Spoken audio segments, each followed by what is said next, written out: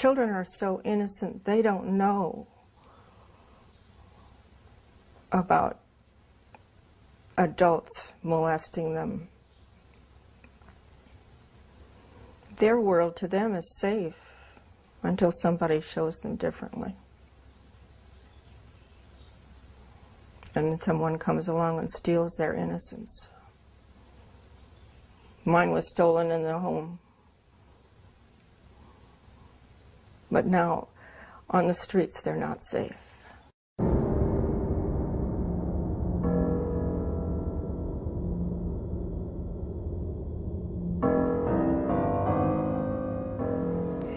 How old were you when you met Dr. Alfred Kinsey?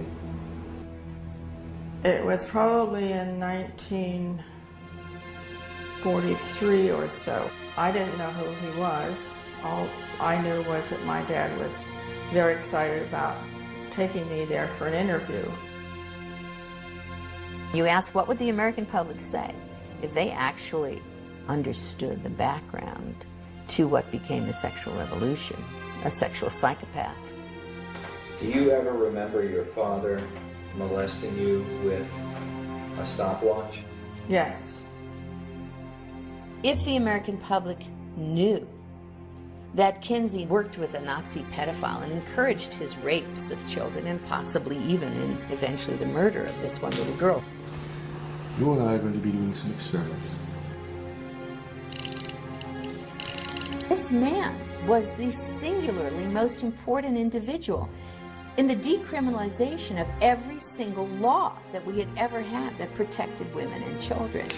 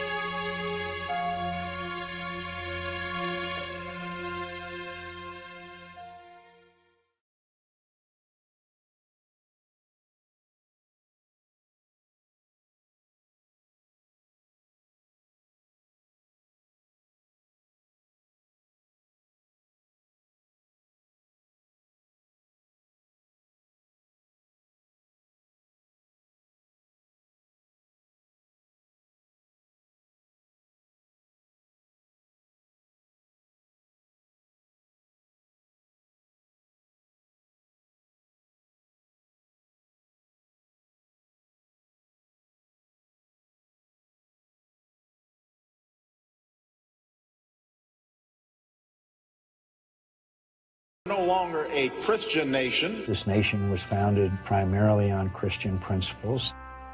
Which claim should Americans believe? And by what standard do we determine the moral compass for what is right and wrong in our society? George Washington, in his inaugural address of 1789, said, "The propitious smiles of heaven cannot be expected on a nation that disregards the eternal rules of order and right, which heaven itself has ordained." Among our once traditional values was the protection of women and children, once considered a sacred duty among all men. But now, under the guise of so-called liberty, the care of our most vulnerable has been compromised. We can only wonder what the father of our country might say if he could see what is happening to the children of America today and the reasons behind it.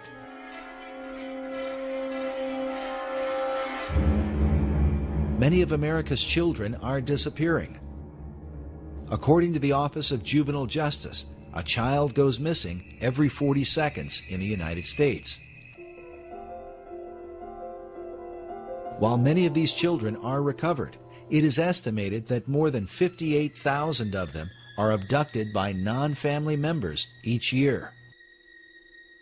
Parents are continually in fear for their child's safety, even in front of their own home. Predators seem to roam the streets of America like never before, searching for prey to carry out their unthinkable desires. Many of our laws are named after raped and murdered children, whose memories echo through our courts crying for justice. But still, the problem only seems to get worse. And we also see in a lot of these kidnapping and death cases recently by sex offenders that your child can be lost in just an instant.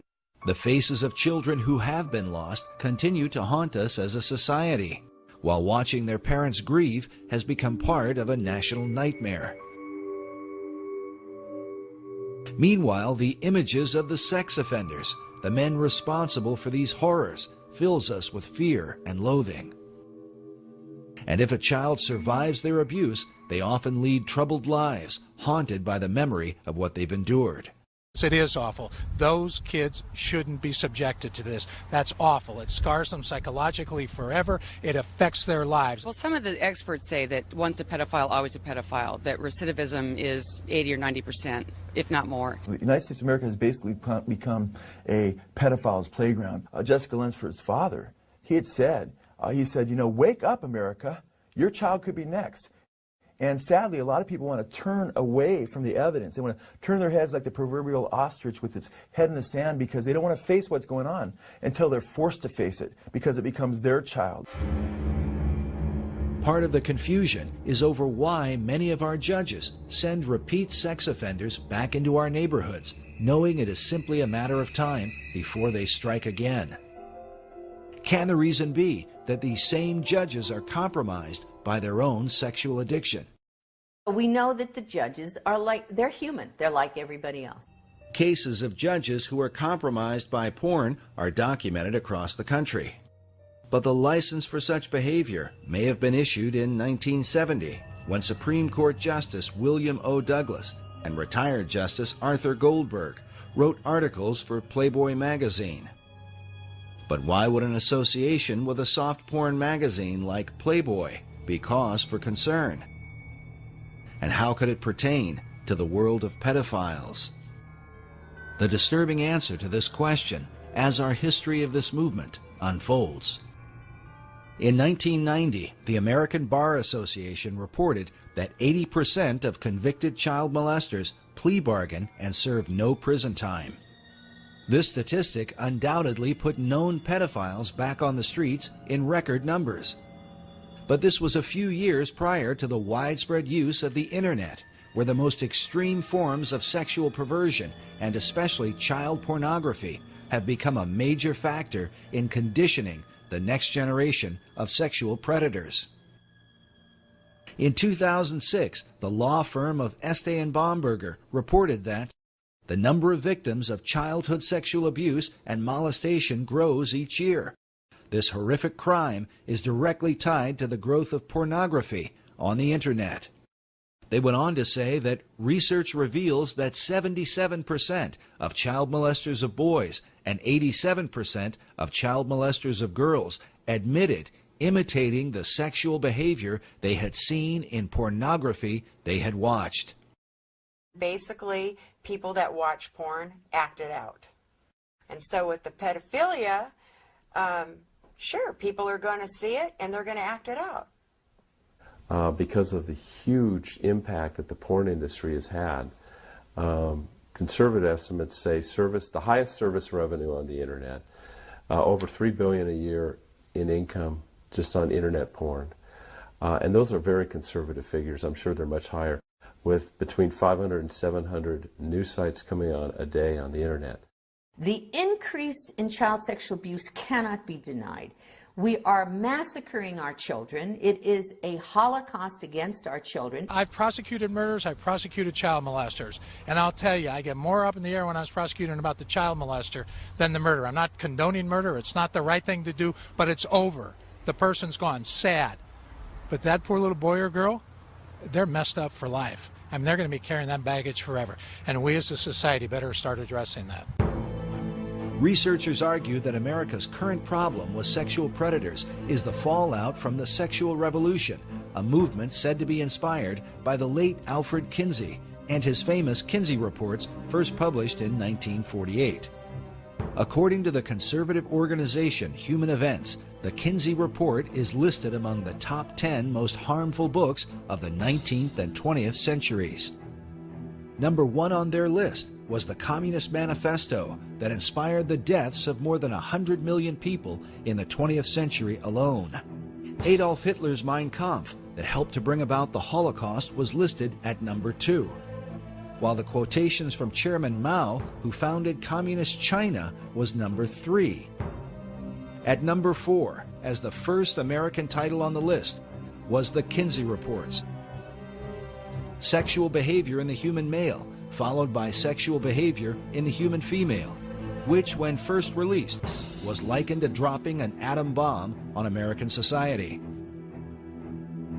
In 1989, a report from the National Research Council published a statement that American society can be divided into 2 categories, the pre-Kinsey and post-Kinsey eras. How could one man's influence come to define our culture and produce what some consider the most harmful book in American history? It would find its way into every aspect of our decision-making in our lives. Dr. Judith Reisman is renowned for her expertise on the damaging influence of pornography. She has testified repeatedly before the U.S. Congress. Her research has been used by the FBI and by governments throughout the Western world when determining their policies on obscenity. She is author of the book, Kinsey, Crimes and Consequences, in which she details the devastating impact of Alfred Kinsey in America, an influence she believes is behind the growing number of sexual predators who seem to come from all walks of life. Teachers, doctors, lawyers, judges, people are being caught right and left, sacrificing their lives and their families' lives to their addictions to child pornography. How do you think it happened? It did not start today.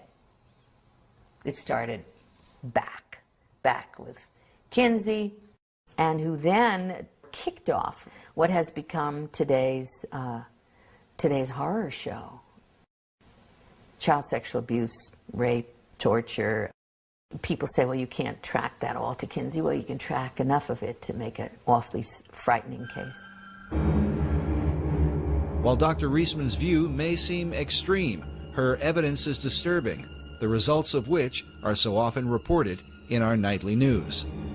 35-year-old convicted sex offender Bradley Meinhardt was sentenced to just 1 to 3 years in prison for sexually assaulting a 12-year-old girl in East Penn, and the guy had a prior. Here's the suspect right here, Joseph Edward Duncan. He has a long history of sexual aggression. Here's Larry Don McQuaid, the 41-year-old former school bus driver who's confessed to sexually abusing more than 200 children.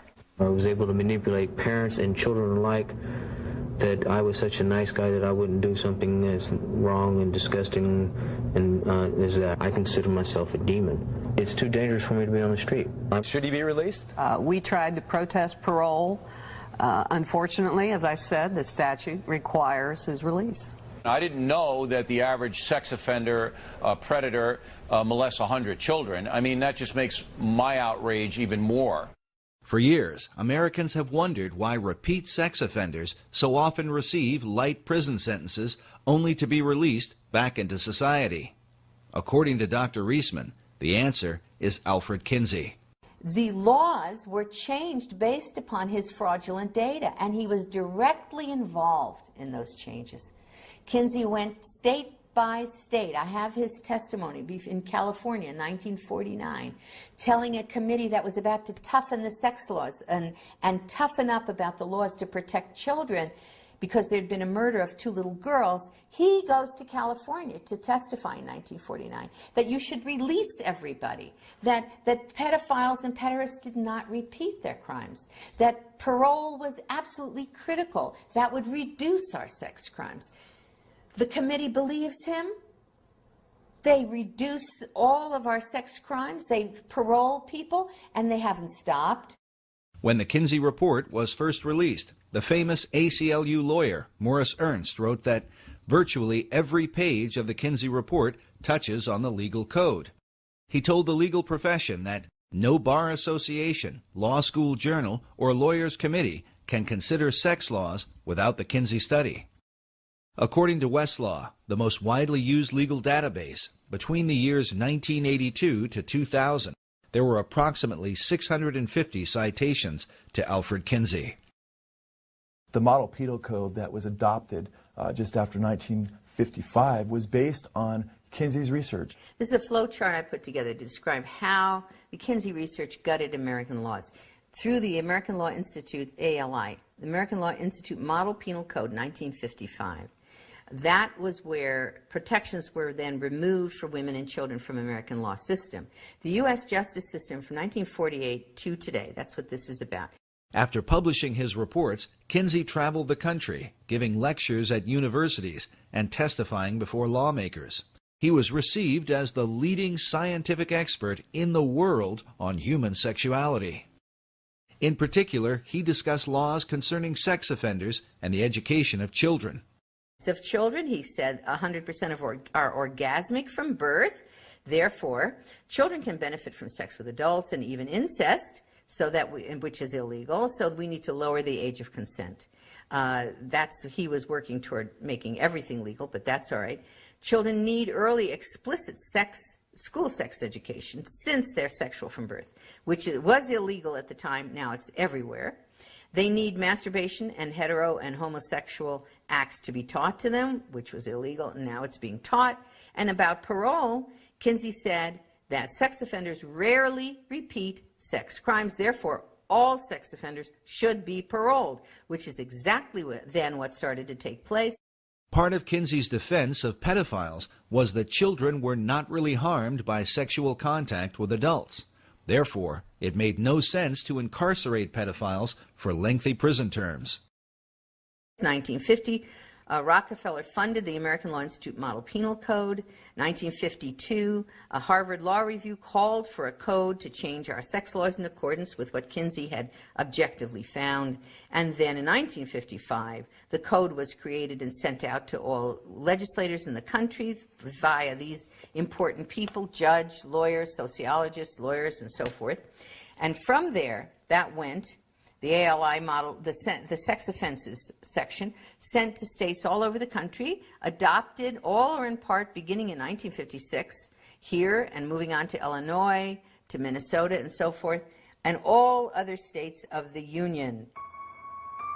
As Dr. Reisman noted, the Model Penal Code was financed by the Rockefeller Foundation. Not coincidentally, the Rockefeller Foundation also financed the research of Alfred Kinsey. In the 1950s, a congressional committee was formed under Congressman B. Carroll Reese to investigate the influence of the large tax-exempt foundations, including Rockefeller. There was a huge concern at the time in the 1950s that the foundations were now being run by people with a strikingly strident a libertarian or liberal agenda which resisted and resented the Judeo-Christian way of life. The late Norman Dodd was the director of research for the Reese Committee. In an interview recorded shortly before his death, Dodd stated that part of what the committee had learned was that the objective of the great foundations was to remove America from the values on which she was built and to do so through the education system. What we had uncovered was the determination of these large endowed foundations, this Carnegie Endowment story and the Ford Foundation and the Guggenheim and the Rockefeller Foundation, all working in harmony toward the control of education in the United States. Dodd's testimony becomes an important issue when considering the direct impact of Kinsey's research on sex education in America. While the Reese Committee investigated many programs funded by the foundations, when it came to Kinsey's research, they were vehemently opposed by the late Congressman Wayne Hayes. That's established quite well in Renee Wormser's book on foundations, Their Power and Influence, a book that no American who wants to understand what happened to our country should be without. Renee Wormser was the lawyer for the Reese Committee.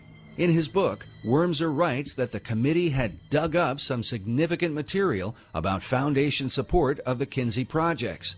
This brought Mr. Hayes into a steaming rage, he says, and he asked to see our entire Kinsey file.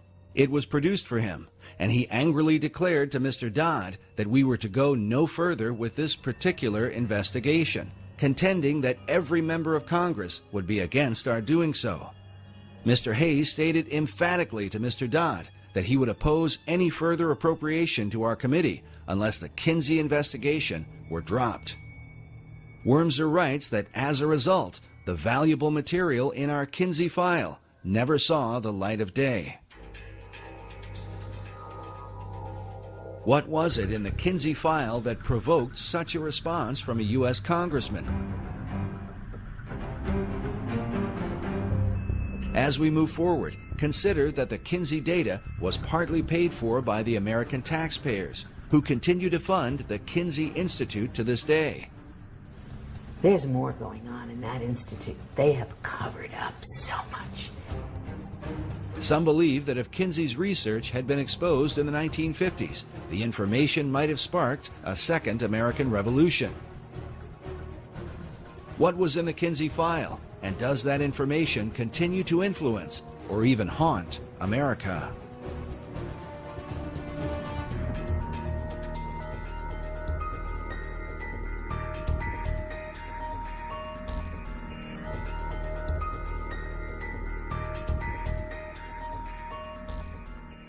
Through the 1930s and 40s, Alfred Kinsey conducted thousands of interviews with both men and women, taking, as he called it, their sexual histories. The purpose of his study was to discover the sexual behavior of the average man and woman in America at the time. Kinsey was a professor at the University of Indiana in Bloomington. Despite his Christian upbringing, he would come to reject the Judeo-Christian belief of his family in favor of Darwinian philosophy, accepting the idea that man is simply a more highly evolved animal. Kinsey, as a zoologist and biologist, considered, rightly, that humans are animals, although lots of people hate to admit that. Kinsey's expertise had been the study of the gall wasp. He spent years collecting and cataloging thousands of them. Noticing the countless differences in these insects, he concluded that such variations must also be true of human behavior. Upon interviewing thousands of volunteer subjects, Kinsey not only recorded data, but drew certain conclusions about the sexual behavior of men, women, and children.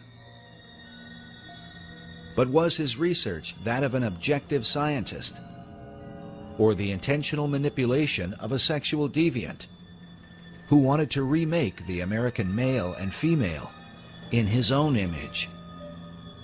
Kinsey has legitimized the free sex revolution, and he did it through academia. But what's interesting, according to research that's been done on this gentleman, this guy was a pervert himself.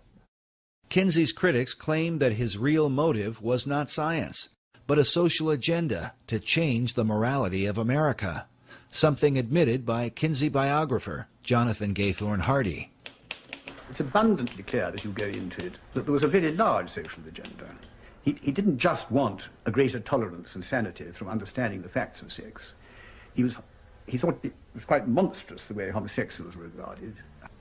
In general, there was a very powerful social agenda, which is perfectly plain when you read the book, from the polemic right the way through it, and was perfectly plain at the time to the people who worked with him.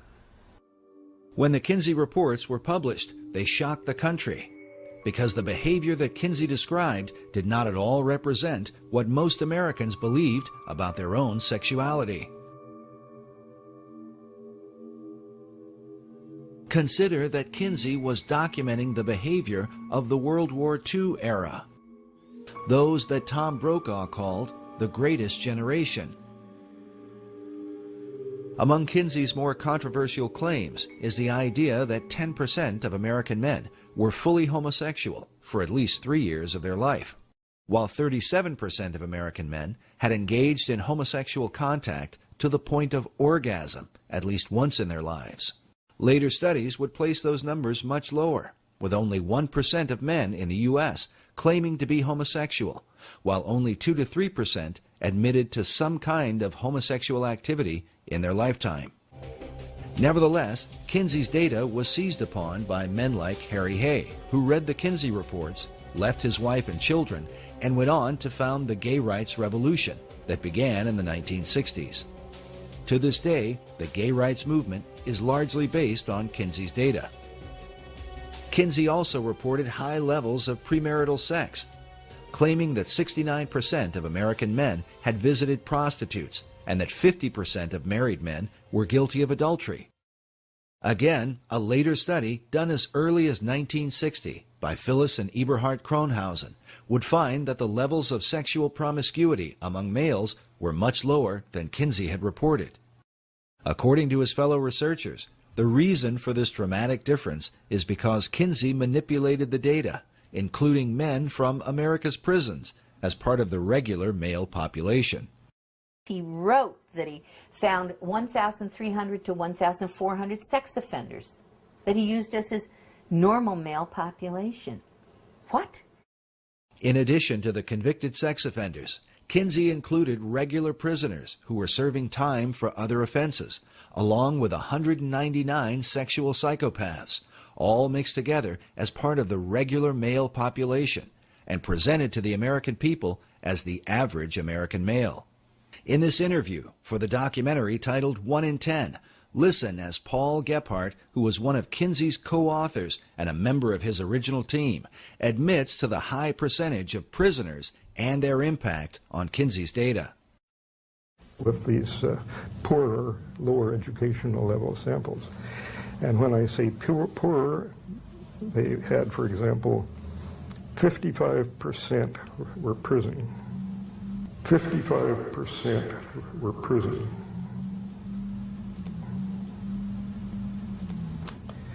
And I think that has a definite effect. We know we didn't have enough non-prison people to do much of a comparison, but he didn't do a comparison. He simply took the prison people he got and used them with that less than college educated sample. But the trouble was, by, you might say, emphasizing the less than college educated sample, he introduced a lot of errors into the data.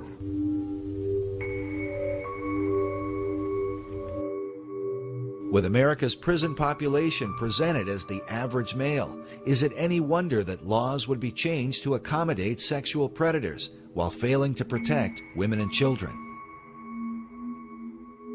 To create high levels of homosexual activity, Kinsey also went into Chicago's underground, into gay bars and homosexual bathhouses, and incorporated the radically gay population into his regular male data, along with bootleggers, gamblers, male prostitutes, ne'er-do-wells, pimps, thieves, and hold-up men, all this according to his own report. Kinsey used similar tactics to redefine the average American female.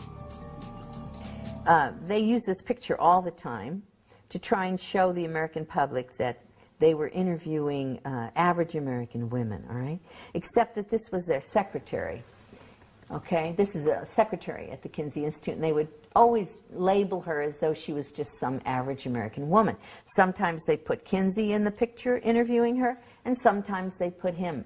And now, after I exposed that in one of my books, the Kinsey Institute has now admitted on its website, they give the name of her so it doesn't look as though they're trying to phony the thing. To create high levels of female promiscuity among American wives, Kinsey redefined married women to include any woman that had lived with a man for at least a year, a broad description that could include prostitutes who had lived with their pimps. In fact, prostitutes were a subculture that Kinsey specifically sought out, mixing them in with the regular female population. As a result, Kinsey's report stated that some 50% of American women engaged in premarital sex, while 26% of married women were supposedly involved in adultery. Kinsey went on to report that an incredible 87% of unmarried women were having abortions, while 25% of married wives were also aborting. It was these high percentages, shocking even by today's standards, that would help to legalize abortion in the years that would follow. For decades, Dr. Judith Reisman has argued against what is often referred to as Kinsey's junk science because of its dramatic and devastating impact on American law and society. Corrections starts to enact all of this into corrections decisions. In the legal profession and law schools, now Kinsey would be taught as part of the legal structure via the American Law Institute Model Penal Code. That ferrets out into the private and public education, becomes our sex education, is in our American Law Review journals. It's found in parole through corrections, state and local, and criminal, civil, family, and juvenile justice. And expert witnesses then from the sex world begin to inform this whole structure. Ladies and gentlemen, we have had a real dirty deal. We have, as that FBI agent said to me, the head of the FBI Behavioral Science Unit, after he saw my work on Kinsey and on Playboy, he said to his sons, "Guys, we have been conned." Dr. Reisman is not alone in her conclusions, nor was she the first to discover these things. As Reese Committee lawyer Renee Wormser states in his book, the much publicized Kinsey studies base an advocacy of criminal and social reform on the very unscientific material which Dr. Kinsey had collected. Wormser went on to cite psychiatric historian Albert Deutsch, who said of the Kinsey reports that so startling are its revelations, so contrary to what civilized man has been taught, that they would be unbelievable but for the impressive weight of the scientific agencies backing the survey.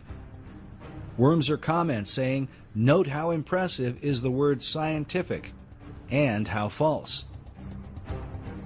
But he goes on to suggest even more, revealing that, according to the Reese Committee, the postmodern thinking in America today is no mere accident, but has been intentionally created by the elite foundations as part of a greater agenda, one in which the work of Kinsey plays no small part.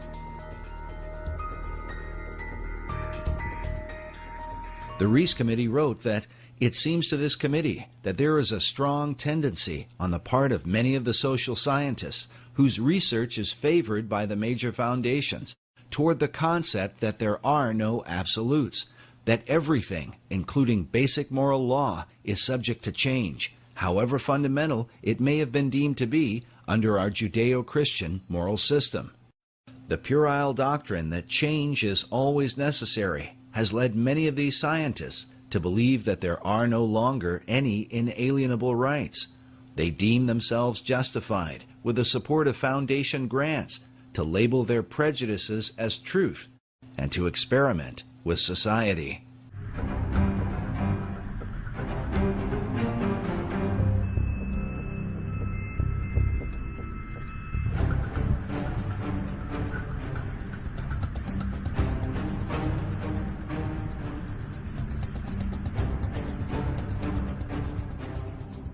By far, the most disturbing evidence against the Kinsey reports is the information pertaining to the sexual behavior of children. This was something noted in the 1950s by Professor Albert Hobbs, who wrote that, according to Kinsey, a child molester may have contributed favorably to a child's later sociosexual development. The child sexual data was more fully exposed by Dr. Judith Reisman in the 1980s, who brought the even more disturbing allegation that Kinsey had trained multiple pedophiles to molest children while using stopwatches to record so-called scientific data. This man, this Kinsey, had been responsible for the rapes and tortures of hundreds, actually it looks like thousands of children. Needless to say, the Kinsey Institute today denies Dr. Reisman's allegations. They maintain that all of the child sexual data came from one man, who just happened to keep detailed scientific records of his encounters with children. This lone pedophile theory was developed by Dr. John Bancroft, who became the director of the Kinsey Institute in 1995. Bancroft not only argued that the data came from just one man, but that Kinsey supposedly only got hold of the information years after this pedophile was finished raping kids. This is contrary to Kinsey's own report, in which he admitted to at least 9 pedophiles from whom he obtained information. But in this 1995 interview on Canadian television, Dr. Bancroft says that Kinsey only referred to 3 or 4 pedophiles, and then insists that in reality it was only 1. When questioned about the obvious inconsistency, Bancroft's argument is that Kinsey simply lied about his research. Listen now as this Canadian journalist seems to get uncomfortable during the interview. Did he make it clear in the report that the conclusions on the sexual capacity of 317 children were based solely on the evidence of one sexual criminal? No, he suggested that it may have been from 3 or 4. I don't think that is a particularly important difference. Kinsey... But isn't that conspicuously misleading? I think he was misleading. I think that he... I'm sorry, you don't think he was misleading? Forgive me? Yes, I think he was misleading, but I don't think it was a misleading of any consequence. He was concerned about his maintaining confidentiality. Throughout his volumes, he tended to avoid drawing attention to any particular individuals. It's not significant that the conclusions of a study on the sexual responses of children come solely from a man who really has who's a deviant? Doesn't he have a skewed perception of child sexuality? Well, that was just one type of evidence. Next, the journalist asks why it took so long to discover that the information came from a single pedophile, rather than multiple pedophiles, as Kinsey had reported. Bancroft's only answer is to say that he worked it out once he became the Kinsey Institute director. Why did it take so long to set the record straight? When I got to the Kinsey Institute and these accusations were continuing, some people were expressing, some otherwise reasonable people were beginning to worry about these accusations and saying, well, how is it that if he's got information from 3 or 4 men, he can standardize it in such a way that it goes into a table, unless somehow or other he's trained these men to make these observations. People were beginning to express that concern, therefore I decided to look more closely at the source of information, and that's when I realized that actually, as far as those tables were concerned, the information all came from this one man who had been collecting this information in an extraordinarily methodical way throughout his life since about 1917. And you knew of this for how long? That it was that Kinsey was misleading in this? I worked out that there was one man involved soon after I came to the Kinsey Institute, and shortly after that we issued a press statement from Indiana University making this point clear. So, I'm sorry. That was at the beginning of September. What the criticism is also, and it's significant, is that Alfred Kinsey was guilty of academic dishonesty, and if the Institute if the Institute would have been more forthright, the people from the political and religious right wouldn't have the kind of ammunition that they now have to try to not only discredit Kinsey, but the teaching of sex education in schools. There is no reason to say that Kinsey has been dishonest. He probably had a good reason for obscuring whether it was 1 or 3 men. That is a minor detail. The minor detail of Kinsey's data may have had a major impact on America's children, especially when one considers that now, decades later, 1 in 4 teenage girls are currently infected with some kind of sexually transmitted disease. And according to the White House Office of National AIDS Policy, in the U.S., it is estimated that 2 young people, aged 13 to 25, are infected with HIV each hour. Is this the devastating fruit of Kinsey's sexual revolution? Furthermore, should Americans trust information about child sexuality from child molesters who were raping kids? As Dr. Bancroft has admitted, Kinsey's pedophile data directly impacts sex education in America. The specific findings about these children are totally irrelevant to modern sex education. But where did Kinsey get his information? Did it really come from just one man? The allegedly lone pedophile that Bancroft and the Kinsey Institute point to was known as Mr. Green in Kinsey's research. His real name was Rex King, a man who kept written diaries in which he claimed to have molested more than 800 children. Like most pedophiles, King was never caught and never served a day in prison. The Kinsey Institute usually presents King as a man who simply kept meticulous records and mysteriously came into contact with Kinsey. This same idea was presented in the Hollywood film Kinsey, starring Liam Neeson. But what Kinsey supporters do not reveal is that Mr. Green had been personally trained by Kinsey's mentor, Dr. Robert Dickinson. Something admitted by Paul Gephardt in the 1998 British documentary, Kinsey's Pedophiles. Kinsey was told about Green by his own mentor in sex research, Dr. Robert Dickinson. Dickinson had collaborated with the pedophile for several years and taught him how to record his child abuse in scientific detail.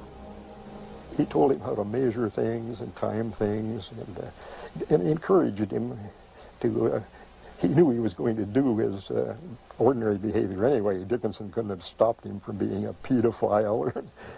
But he said, at least you ought to, do something scientific about it, so it won't be just your jollies, it'll be something worthwhile to science.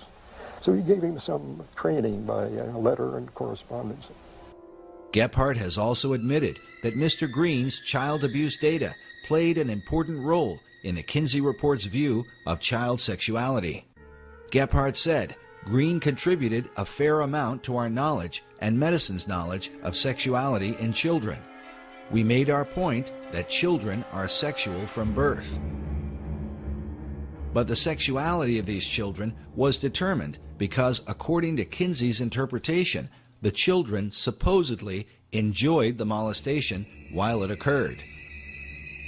If we're talking here about science, you do not ask a rapist if his rape victim enjoyed the rape, and then translate that to the American public as science.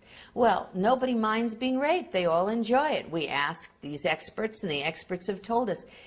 The experts were the rapists. Dr. Clarence Tripp, one of Kinsey's original team members, offered this comment on Green's molestation of children. Well, here's this man with hundreds of contacts. There was never a charge against him. He was never arrested for anything. All the children thought he was wonderful. All the mothers thought he was wonderful. There are two, I suppose, lest you get contradicted, there are two instances in which a young boy or girl, I guess it was, I don't remember, didn't complain. They agreed to the sexual contact, but then they found it very painful and yelled out when it actually took place. This was because they were very young and had small genitalia, and Green was a grown man with enormous genitalia, and there was a fit problem. The idea that the children enjoyed being molested by Mr. Green is shocking enough, but the suggestion becomes even more appalling with the testimony of Jonathan Gaythorne Hardy, a Kinsey biographer who is one of the few people who have been allowed to view Kinsey's private records. Speaking about their practice of keeping files secret, Hardy said, "The Kinsey Institute is nervous people will read the journals. Rex King described having sex with this little girl, this little boy. I think the Kinsey Institute felt right-wing figures would pluck out things. I think they are right to keep them under cover. There are descriptions of King buggering boys nigh on 13 who doesn't enjoy it. I mean, it's quite sort of harsh stuff, some of it." But the most disturbing evidence comes from Kinsey's so-called scientific tables, wherein he describes the sexual responses of young children. When I was reading Kinsey's book in the first place, and I looked at the tables, table 30, 31, 32, 33, 34, and these were tables with ages of children on the left-hand side, and then orgasm in one panel, and timed orgasm, time of orgasm in the next one. In Kinsey's tables 31 through 34, he documented the timed orgasms of children as young as 2 months old, recording their responses down to the 10th of a second. The findings are so extreme that one child, a 4-year-old, is said to have had 26 orgasms within a 24-hour period. For Dr. Reisman, the obvious question was, where did Kinsey get such information? And I looked at those charts and graphs. I can't tell you how long it took me to try to process what I was seeing. I said, this is the torture of children. At the base of Table 31, Kinsey tells us that the data is based on actual observation of 317 males. Then on page 177 of the male volume, Kinsey writes, orgasm is in our records for a female babe of 4 months. But how would anyone recognize such a response in a young child? Kinsey wrote that among pre-adolescent boys and among younger females, orgasm is not so readily recognized, partly because of the lack of ejaculate. And so I said, what did this man, this Kinsey, call an orgasm? Right, I mean, it's an obvious question, isn't it? I mean, first of all, this was not possible, but second of all, what did he call? Well, I saw he documented it on page 160 and 161 in Kinsey's book, Sexual Behavior in the Human Male. He described specifically what he called an orgasm amongst these children. Kinsey defined orgasm for pre-adolescent children with the following description: a gradual and sometimes prolonged build-up to orgasm, which involves still more violent convulsions of the whole body, heavy breathing, groaning, sobbing, or more violent cries, sometimes with an abundance of tears, especially among younger children. And he said there were 6 categories. He called them 6 categories of orgasm, and he had category 1, 2, 3, 4, 5, and 6. And included in these categories of what he called an orgasm were screaming, writhing in pain, hysterics, especially among younger children. He put that in parentheses, especially among younger children, parentheses. He said that the children had convulsions. Those were his words. He said they fainted. He said they struck the partner. He called it the partner. This is the man who's raping the child. Okay. They struck the partner and tried to get away. And he said that those were all examples for him, of orgasm. Kinsey made it clear that this data was supplied by adult observers, who were defined as pedophiles by Kinsey's own team members, as you will hear later on. Kinsey wrote, some males suffer excruciating pain and may scream. The males in the present group, by which he meant pre-adolescent boys, become similarly hypersensitive before the arrival of actual orgasm, will fight away from the partner, and may make violent attempts to avoid climax, although, he said, they derive definite pleasure from the situation. Kinsey biographer James H. Jones was a 1998 Pulitzer Prize finalist for his biography on Kinsey. In the Yorkshire documentary, Jones had this to say about Kinsey's description of child orgasm. If you read those words, what he's talking about is kids who are screaming, kids who are protesting in every way they can the fact that their bodies, that their persons are being violated. At that point, reading that, I said, the only person who could write that would be, number one, a pedophile or a pederast, because these were boys, was homosexual abuse of boys, and a sadomasochist. That is, the only human being in the world who could call an orgasm something that involved people throwing up, I mean, having convulsions, fainting, screaming, crying. The only person who could do that is someone who experienced that themselves. And that had to be a sadomasochist. And the only person who could apply their sadomasochism to an infant and a child would be a pederast, a rapist. And that's what Kinsey did in that book. Kinsey's own sadomasochistic tendencies have been documented by a number of biographers. James Jones revealed that Kinsey once climbed into a bathtub and circumcised himself with a pocket knife without the benefit of anesthesia. Another account of Kinsey's extreme self-abuse came about when his research was under investigation. Jones reports that after the Rockefeller Foundation withdrew his funding, Kinsey went to a basement, tied one end of a rope to an exposed ceiling pipe and the other end around his scrotum, then stood on a chair and jumped off. The abuse that he inflicted on his organs, on his sexual organs, were very directly identified in his death.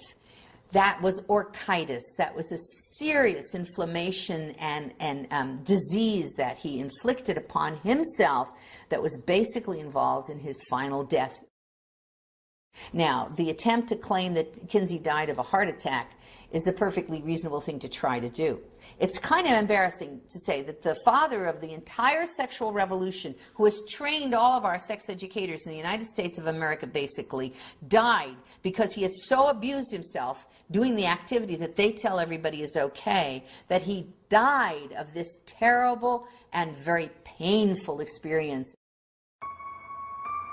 If Kinsey's abuse had only been inflicted upon himself, his critics might be less likely to accuse him. But his abuse extended to children, the most precious members of our society. In this image, Kinsey seems to take a demented sort of glee in showing these young children a film of two porcupines engaged in a sexual act. He seems oblivious to the confused and even disturbed looks on the faces of these children. Was it this same lack of concern that enabled Kinsey to support and even encourage the most depraved sexual criminals? The evidence shows that Kinsey was not content to work with merely one pedophile, as Dr. Bancroft and the Kinsey Institute claim. Following the example of his mentor, Dr. Robert Dickinson, Kinsey set out to train his own predators, men who would collect information about what can only be called the sexual torment of children.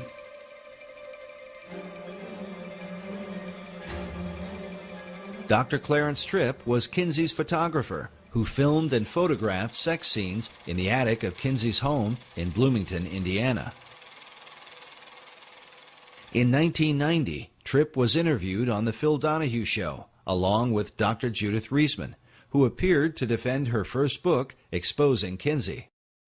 Well, don't look now, but they're attacking Dr. Kinsey again. The book is titled Kinsey, Sex and Fraud, The Indoctrination of a People.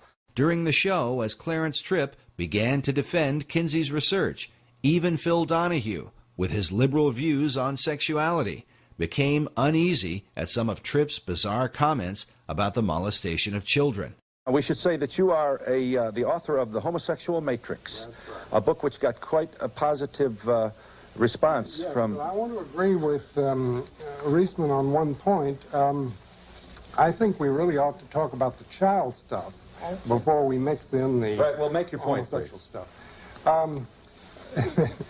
You know, we really shouldn't go too fast there. We want to savor that because it is wonderful. It's so delicious what she says. I want to draw you a picture of the image. The image is that the world-famous sex researchers, or Dr. Kinsey alone, it's not quite clear, are in a room and they hover over a young child, less than a year old, and with their fingers or a feather, that's not quite clear, they tickle the genitalia and bring this kid to orgasm, who is screaming and hollering and possibly held down by chains.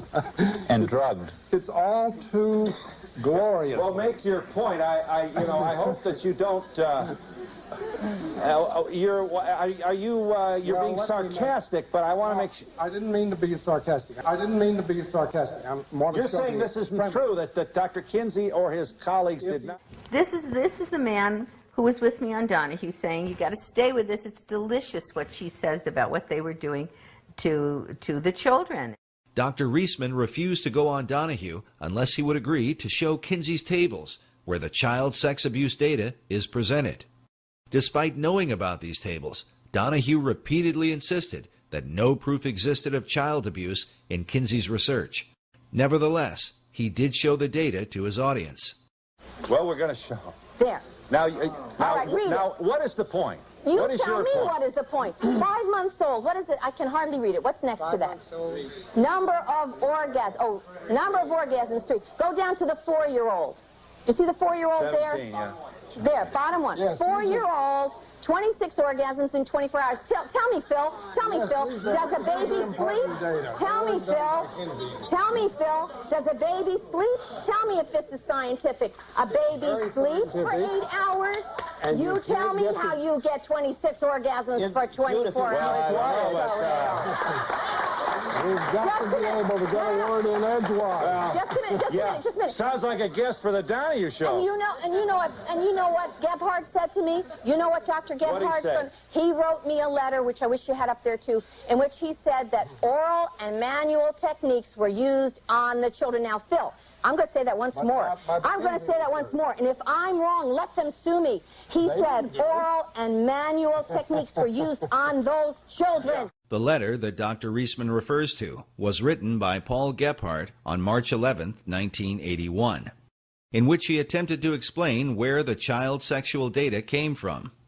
In this letter, he admits that multiple pedophiles were used in collecting information for the Kinsey reports. Gebhardt writes, "Since sexual experimentation with human infants and children is illegal, we have had to depend upon other sources. Some of these were parents. A few were nursery school owners or teachers. Others were homosexual males interested in older but still prepubertal children. One was a man who had numerous sexual contacts with male and female infants and children, and being of a scientific bent, kept detailed records of each encounter." Gebhardt went on to say that some of these sources have added to their written or verbal reports photographs, and in a few instances, cinema. The techniques involved were self-masturbation by the child, child-child sex play, and adult-child contacts, chiefly manual or oral. Gephardt's letter clearly refutes the lone pedophile theory of Dr. John Bancroft, but fits in perfectly with what Kinsey documented in sexual behavior in the human male. Gephardt's mention that photographs and cinema were sent to Kinsey also explains the discovery made by former Kinsey Institute director June Reinisch in 1984.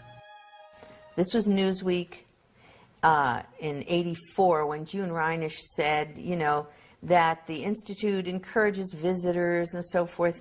And she says, what's her name? Reinisch says that she found a collection of child pornography so distasteful to Reinisch personally, she couldn't bear to look at it, all right?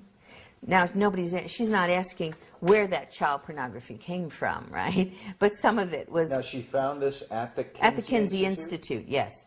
Yeah, at the Kinsey Institute. And John Bancroft, who wrote about Kinsey and supported Kinsey for years before he was hired as the head of the Kinsey Institute, right? Who was supposed to be an expert on Kinsey, which was why he was hired by the Kinsey Institute, now suddenly claims that everybody knew all along that these children were being raped by one pedophile. Well, he's the expert on Kinsey. Why didn't he ever write about it before he got hired? Why did he have to go into the Kinsey Institute to look into it if it's all laying out there? He knew that it wasn't a couple of pedophiles, which he said at one point. It wasn't one pedophile, which he said at another point. Kinsey said it was 9 pedophiles. That's what he wrote. And it certainly would have been at least 9, because we now know from Yorkshire Television that Kinsey was working with a group of pedophiles. There was also a pedophile organization in this country. They cooperated with us, and some of them who were not, of course, not incarcerated, they came and gave us information. Dr. Reisman believes the pedophile organization mentioned by Gebhardt may have been the nucleus for what would become NAMBLA, the North American Man-Boy Love Association. While child molestation is a crime in any circumstance, the members of NAMBLA claim that their intentions are out of love for the children they molest. Yet this cover of a NAMBLA bulletin, which they called their back-to-school issue, paints quite a different picture. It shows a frightened boy cornered by two adult men who are about to force him into sexual contact, and is more consistent with the information found in the Kinsey reports that children are in fact being raped and tormented by the pedophiles who prey upon them. To this day, NAMBLA looks to Alfred Kinsey as their inspiration, saying that gay liberationists in general, and boy lovers in particular, should know Kinsey's work and hold it dear. Implicit in Kinsey is the struggle we fight today. Well, there's a huge connection between Alfred Kinsey and NAMBLA. In fact, NAMBLA has relied upon Kinsey's research for years. Kinsey tried to make pedophilia seem acceptable. Kinsey's argument was that it was society's reaction to pedophiles that caused the real trauma of child molestation. Members of NAMBLA will often refer to this quote from Sexual Behavior in the Human Female, where Kinsey wrote that when children are constantly warned by parents and teachers against contacts with adults, they are ready to become hysterical as soon as any older person approaches, or stops and speaks to them in the street, or fondles them. Some of the more experienced students of juvenile problems have come to believe that the emotional reactions of the parents, police officers, and other adults who discover that the child has had such a contact may disturb the child more seriously than the sexual contacts themselves. The current hysteria over sex offenders may very well have serious effects on the ability of many of these children to work out sexual adjustments some years later. In Kinsey's view, a lot of sex crime was really not crime at all. He seemed to worship sexual experience. I mean, he had a 24/7 obsession with sex long before he attained the position at Indiana University. So for him, all forms of sexual experience, to one degree or another, could have merit that were outside the pale of traditional morality. Many researchers have come to believe that it was this philosophy that allowed Kinsey and his team to communicate with active child molesters and even train them to record their abuse in a scientific manner. While the Kinsey Institute continues to deny this, further evidence is found from the testimony of Dr. Clarence Tripp on the Phil Donahue Show. Listen carefully as Tripp confirms that there were multiple pedophiles, not just one, and says that they were trained observers that used stopwatches. I'm going to say that once more, and if I'm wrong, let them sue me. He said oral and manual techniques were used on those children. What American is going to defend that? How does C.A. Tripp respond to that? She's talking about data that came from pedophiles, that he would listen to only pedophiles who were very careful, used stopwatches, knew how to record their things, did careful surveys. And these she resents very much, but they're very important. So he interviewed people who were known criminals, I assume. Were they in prison at the time? Oh, certainly not. But they were, in her sense, criminals because they were pedophiles. But they were trained Oh, in her trained sense, observers. they were criminals because they were pedophiles. They They're were raping trained children and they're not observers. criminals. You're going to defend Nobody that. was raping children. What they were do you doing... call sexually, manually, and orally abusing a baby, and you're a bloody pedophile? We also have an interview that was a phone interview that I have a copy of. It's in my book, between Gebhard and Dr. Muir, who was my editor, in which Gebhard admits that they told the pedophiles to use stopwatches. The interview Dr. Reisman refers to took place on November 2nd, 1992, between Dr. Gordon Muir and Paul Gebhard. Dr. Muir also appeared on The Donahue Show as the editor of the book Kinsey, Sex, and Fraud. On the show, he confronted Clarence Tripp. And you're telling me that Kinsey came across in an interview sample of 5,300 people, he found pedophiles who had stopwatches, just happened to have stopwatches, just happened to have all that data handy? Some 2 years later, in a phone interview, Dr. Muir would pursue a similar line of questioning with Paul Gebhard, one of the original co-authors of the Kinsey Reports, who succeeded Alfred Kinsey as the original director of the Kinsey Institute. Listen carefully how Gebhard admits that there were multiple pedophiles that he and Kinsey worked with, how they actually encouraged some of the adults to molest children, and that it was at the instruction of Kinsey and his team that they used stopwatches. Table 32. Yeah, the table's all right, but these all were done with stopwatches necessarily. It says below table 32, the legend says duration of stimulation before climax. Observations timed with second hand or stopwatch. So second hand or stopwatch. Okay, well that's, you refreshed my memory. I had no idea that it was used on that many. Well, my question to you is this. Who did that? Who did the timing? It was dependent on who it was. Most of it was done by one individual. A man with some scientific training, but not a known scientist. The other cases were done by parents at our suggestion. And let's see, then there were some that were done by a nursery school personnel. Was that at your suggestion too? Yes. When these people would report to us they saw childhood sexual activity, we asked them to watch it and take notes, and if possible time it and report back to us. Some of the stimulation was clearly being done by adults themselves, isn't that correct? Yes, that was pedophiles. Or particularly one man, but there were several pedophiles that gave us data.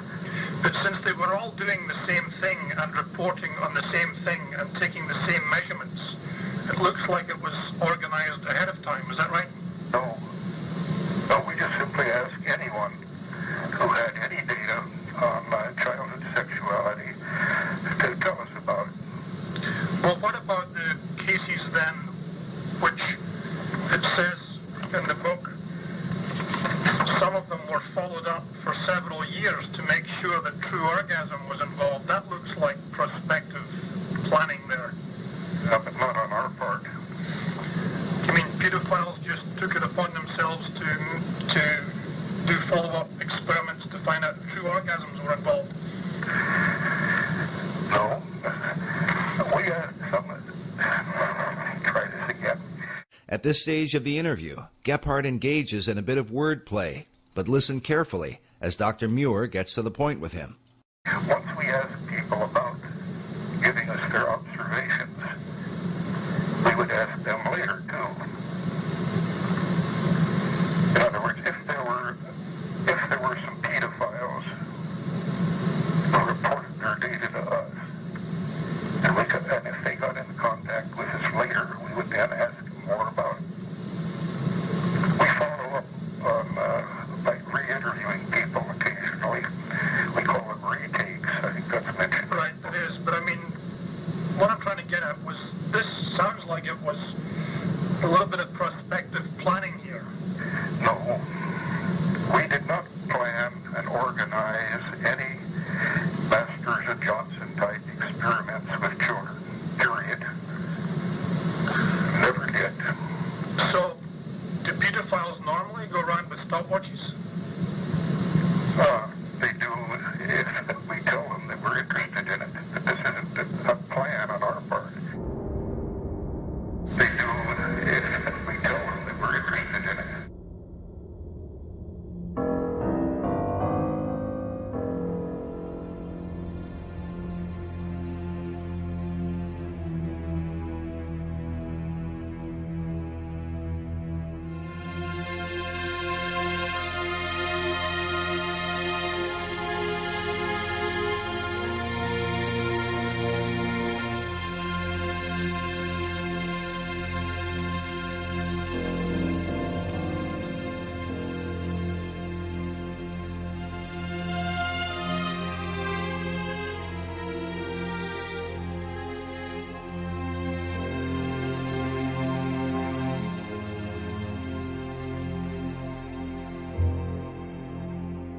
I want to know who these children are, how their parents were involved, and have we talked to those children now as adults? When I wrote to the Kinsey Institute and I asked What about these children? They just casually wrote me back. Gebhardt casually wrote me back that, well, we never had any follow-up on these children. It was too expensive, he said, or just impossible. What does he mean there's never been a follow-up? You just talked about men who are raping children, at least 317 children. Now we're looking at, it comes up to maybe 2,035 at minimum, probably. The youngest 2 months of age, and you call yourselves, quote-unquote, scientists, and you've never even followed up. That's a lie. There's got to be some information, and if it was good information, if they had found out that these children were completely unharmed, lived fine lives, we would know about it. They would have passed that information on to us so fast.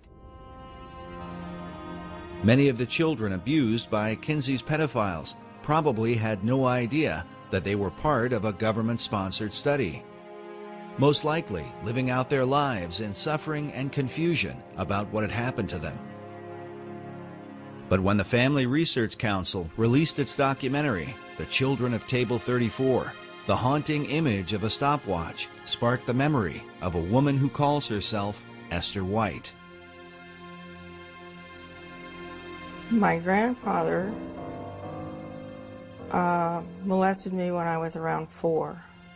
And he never did again. But he went to Indiana University to get his teaching certificate. And he took biology while he was there. And so I'm assuming that he probably met Kinsey there because the whole university was involved in his research. As a child, Esther says she was taken by her father and grandfather to meet with Alfred Kinsey and to be interviewed by him. But the real purpose of that meeting would be a mystery for years to come. I didn't really know. I didn't connect it all until I read Judith Reisman's writings. Especially when it came to the video that she did where they showed a stopwatch. And that was the key. I realized, yes, that was what was going on. Now in her 70s, her desire is to remain as anonymous as possible out of consideration for her family. Esther White is her assumed name. How old were you when you met Dr. Alfred Kinsey?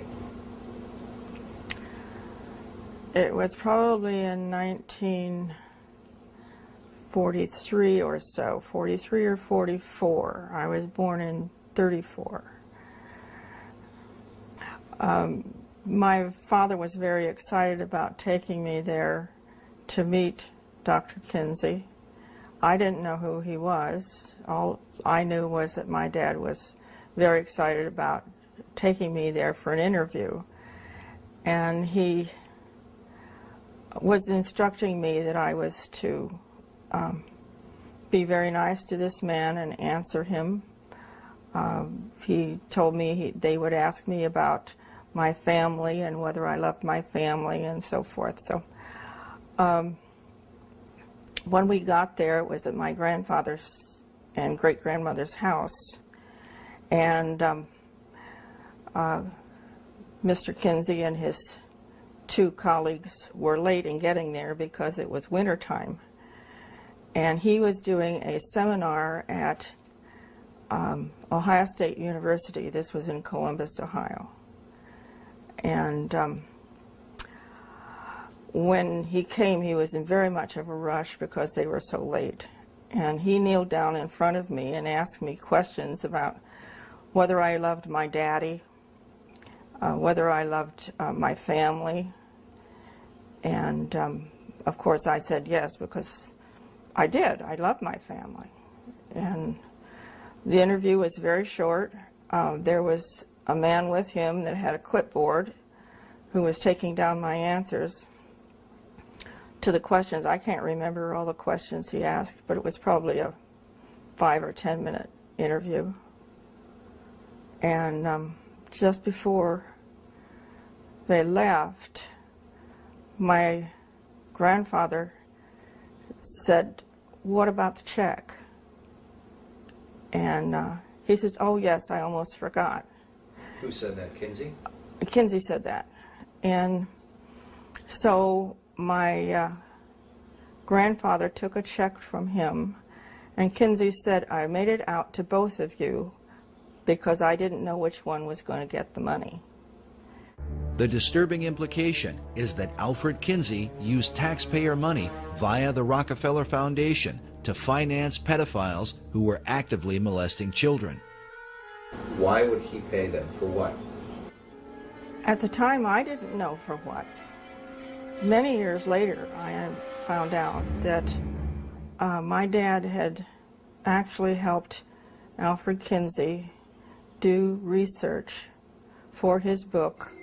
Esther's own father had been molesting her for years and sending information to the Kinsey Institute. When Kinsey's book, Sexual Behavior in the Human Male, was released, her father showed her a copy and boasted that he had helped to write it.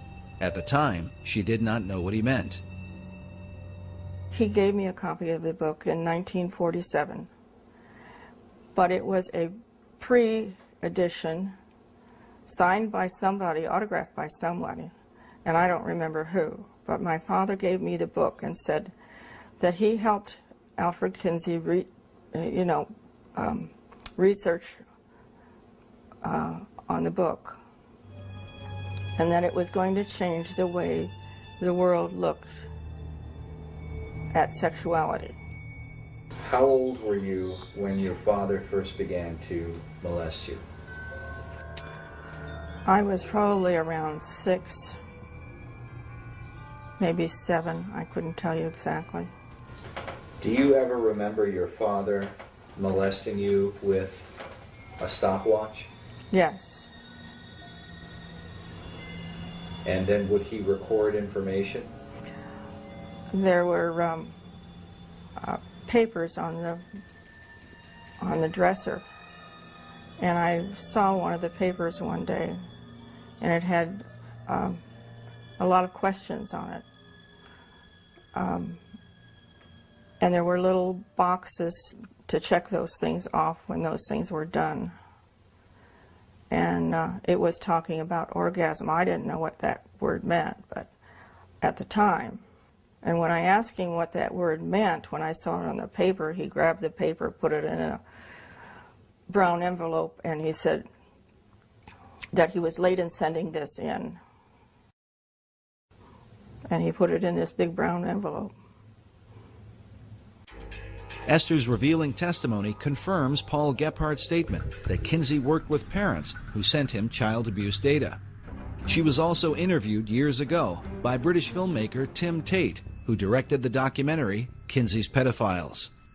Esther White, for what it's worth, swore what's called a statutory declaration here. She swore on oath that the information she gave was true and to the best of her recollection, and so did her mother. We asked Esther to give us her opinion about the Kinseyan philosophy that children are sexual from birth. Children are not sexual from birth. They are obedient to whomever is over them. In my case, it was my father. You honored your mother and your father. You obeyed what they said. You did what they said. That's the reason I was silent for so many years. I was told not to tell my mother that this was normal, and all the other little girls and boys were doing this too. So this was not a rare thing at all. That was, they just didn't talk about it. So I was made to believe that I was sexual, but I wasn't. I hated it. I cried, I had convulsions, but that was totally ignored. She's heartbroken about the life that she lived because of her abuse at the hands of her father and grandfather, who were working for Kinsey and sending material to him. There are others out there like that. Bancroft said he knew there were, and he was afraid they were going to show up. He wasn't talking about one pedophile when he said he was afraid that the children of these pedophiles would show up. He was talking about a lot of people who were damaged, and he knew it. And the Kinsey Institute knows it, and Indiana University knows it, and they've always known it.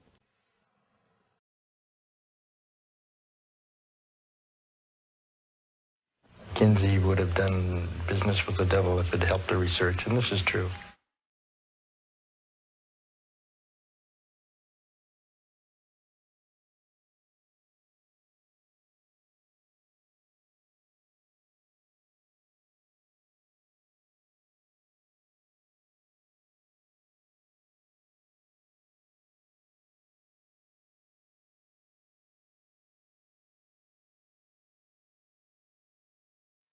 I view Kinsey as one of the most treasonous Americans in human history.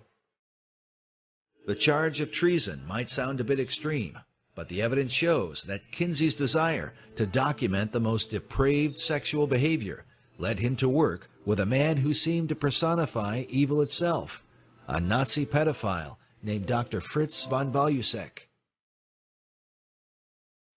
Dr. von Balusek was a Nazi officer, Gestapo member of the Gestapo, one of the original Nazis, by the way, joined the party very early. He was in charge of a Polish town, and he was a pedophile. Years after the war, von Balusek was arrested and put on trial for the murder of a 10-year-old girl who had been found naked and throttled on a piece of wasteland. The German authorities suspected von Balusek of the crime because the same girl had been listed among several hundred children he had raped, the details of which he had recorded in his pseudo-scientific diaries.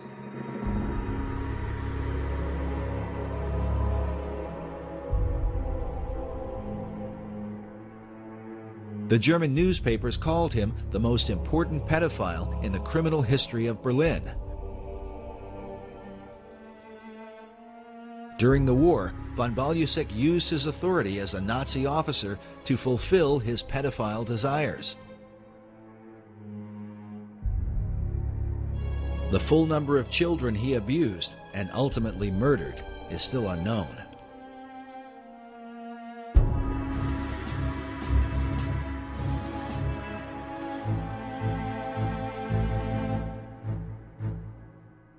When he was arrested for rape of many children, but also possible murder of a little girl, all of the German newspapers spoke about this on the headlines.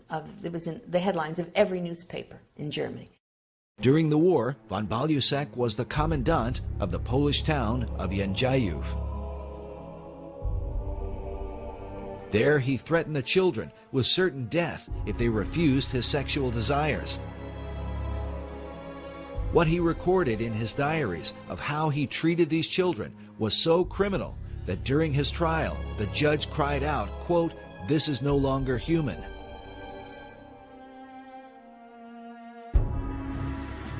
He had told the children that it was either the smokestacks or it was him. And it turned out that all the children ended up apparently in the smokestacks anyway. Post-World War II, he was highly placed in civic government, and he was arrested for this possible murder and being investigated. And in the process, they found that he had been corresponding extensively with Kinsey, that Dr. Kinsey had warned him to be aware and careful of the authorities so he shouldn't get caught. The German authorities learned that von Balusek and Kinsey had a working relationship, and that Dr. Kinsey was well aware of the vicious abuse the Nazi pedophile was inflicting upon innocent children. At his trial, the judge said to von Balusek, "I got the impression that you got to the children in order to impress Kinsey and to deliver him material." To which von Balusek replied, "Kinsey himself asked me for that." The German press was outraged, and the judge was outraged. The judge went on to say, instead of answering his sordid letters, the strange American scholar should have rather made sure that Mr. von Balusek was put behind bars. The German press reported that Kinsey's letters to the Nazi contained warnings to watch out or be careful of getting caught. They wrote that in his diaries, von Balusek stuck in the letters from the sex researcher Kinsey, in which he'd been encouraged to continue his research. He had also started relationships to expand his researches. One shivers to think of the lengths he went to.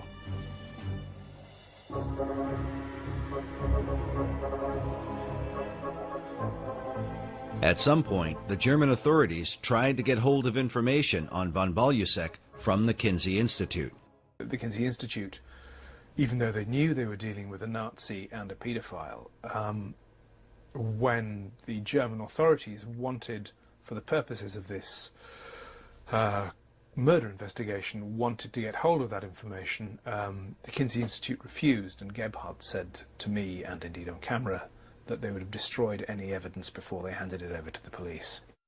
Paul Gebhardt said of this event that the FBI put pressure on Kinsey to reveal the guy's sexual diary, but Kinsey said absolutely not.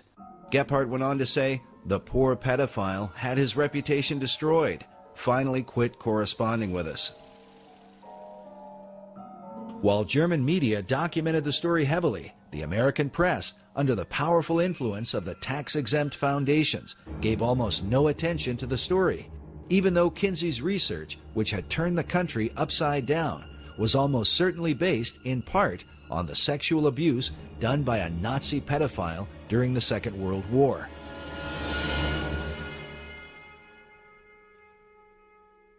It is entirely likely that von Balusek's letters to Kinsey can still be found in the records of the Kinsey Institute even today.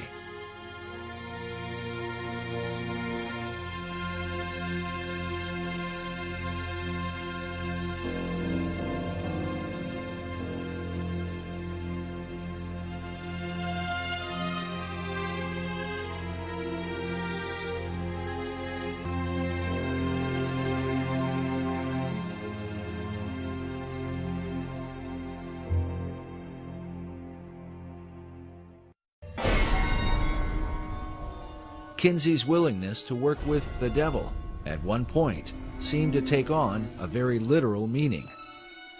One of the interesting things I found several years ago in researching the Satanist Aleister Crowley was the influence that he has had on so many people here in the United States of America. And one of the men that he had influenced was Alfred Kinsey. After publishing his male and female reports, Kinsey began to travel abroad and study sexuality in foreign countries. In his book, Kinsey co-author Wardell Pomeroy wrote that Kinsey went looking for a prized item, the diaries of Aleister Crowley. Crowley died just a year before Kinsey's book came out. Crowley was a famous and highly controversial British occultist in the early part of the 20th century. His sexual exploits in bizarre and sometimes deadly satanic rituals had been exposed in the London newspapers. He also talked about taking a virgin and having sexual relations with her, and then upon a climax to actually murder her, cut her in 6 pieces, and put the names of the various demon gods on those 6 limbs, those 6 parts of her body.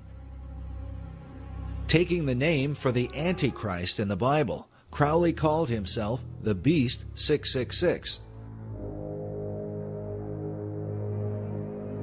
His famous saying was, "Do what thou wilt shall be the whole of the law," by which he justified all forms of immorality. Crowley had a sex temple and had practiced group sex and orgies and what have you, and so-called sex magic. Crowley was into pedophilia. He was into justifying his pedophilia. In fact, he had said, "Let me seduce the boys of England." He wanted to seduce them, and then he starts talking about sodomy and it should be acceptable. So, I mean, it was quite shocking, especially back then. Pomeroy wrote that Crowley was called by Lord Douglas the wickedest man who ever lived, and his sexual history alone was enough to earn him the title he gloried in, the Beast. Crowley kept a diary up to his death. 2 weeks after Kinsey tracked down these papers in England, he found himself in the temple that the Beast had founded in Sicily. Kinsey is pictured here inside Crowley's temple, known as the Abbey Thelema, where he performed his satanic rituals. On the wall is a picture of Crowley himself, while across from Kinsey is another man named Kenneth Anger. Anger was a close acquaintance who appeared in some of Kinsey's sex films, made in the attic of his Bloomington home. As an avant-garde filmmaker, Anger was deeply involved in the occult. He directed films with titles such as Lucifer Rising and The Invocation of My Demon Brother. Kenneth Anger is a co-founder of Anton LaVey's Church of Satan, and Kenneth Anger also was, had a penchant for younger men, for sure. Bobby Beausoleil was his live-in boyfriend. That's the same Bobby Beausoleil that committed the first murder, killing Hinman for Charles Manson. That was his live-in boyfriend. He played Lucifer in one of his occult movies that extolled the virtues of Aleister Crowley's magic and what have you. In this image from one of Anger's films, we see Bobby Beausoleil, who would later become one of Charles Manson's killers. He's standing next to a doorway with Crowley's maxim, "Do what thou wilt," painted on the door. A phrase that certainly fit with Kinsey's own view of human sexuality. Pomeroy even admits that Kinsey loved Crowley's writings, including specifically mentioning some of his homosexual erotica. One of his books called White Stains. Kenneth Anger is quoted saying that Kinsey was obsessed with obtaining the Great Beast's day-to-day sex diaries. To obtain grant monies and maintain the support of the university, Kinsey needed the excuse of research to validate his 24 hours a day obsession with sex. However, Kinsey's battle cry of "do your best and let other people react as they will" seemed a variation on Crowley's "do what thou wilt" maxim. An older Kenneth Anger is pictured here, with the name Lucifer tattooed on his chest. So important was Anger's relationship with Kinsey that to this day, the Kinsey Institute Library features a Kenneth Anger collection with an archive of Anger's films as well as the correspondence between him and Alfred Kinsey.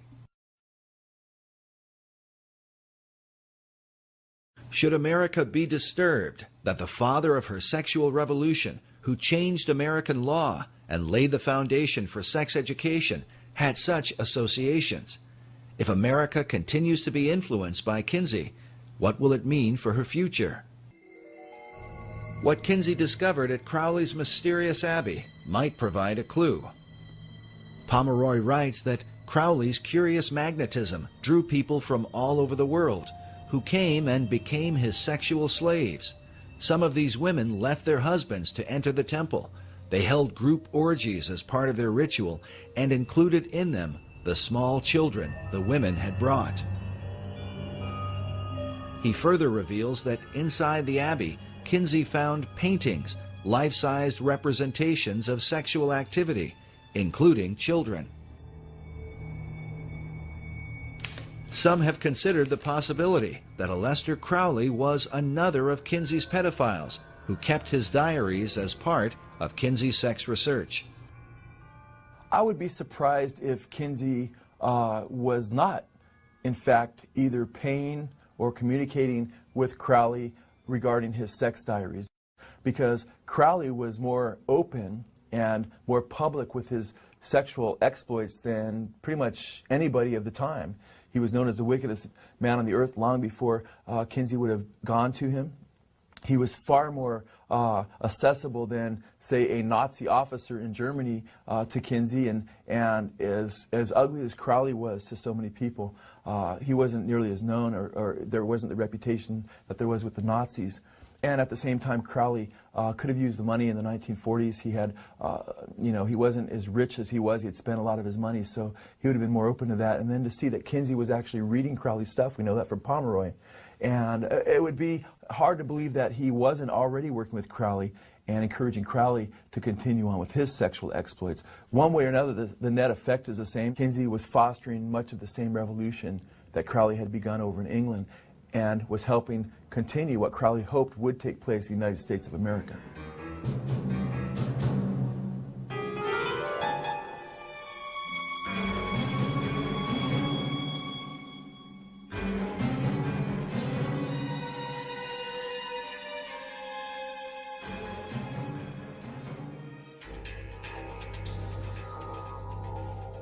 Mass media seems to have always been on the side of Kinsey and his philosophy.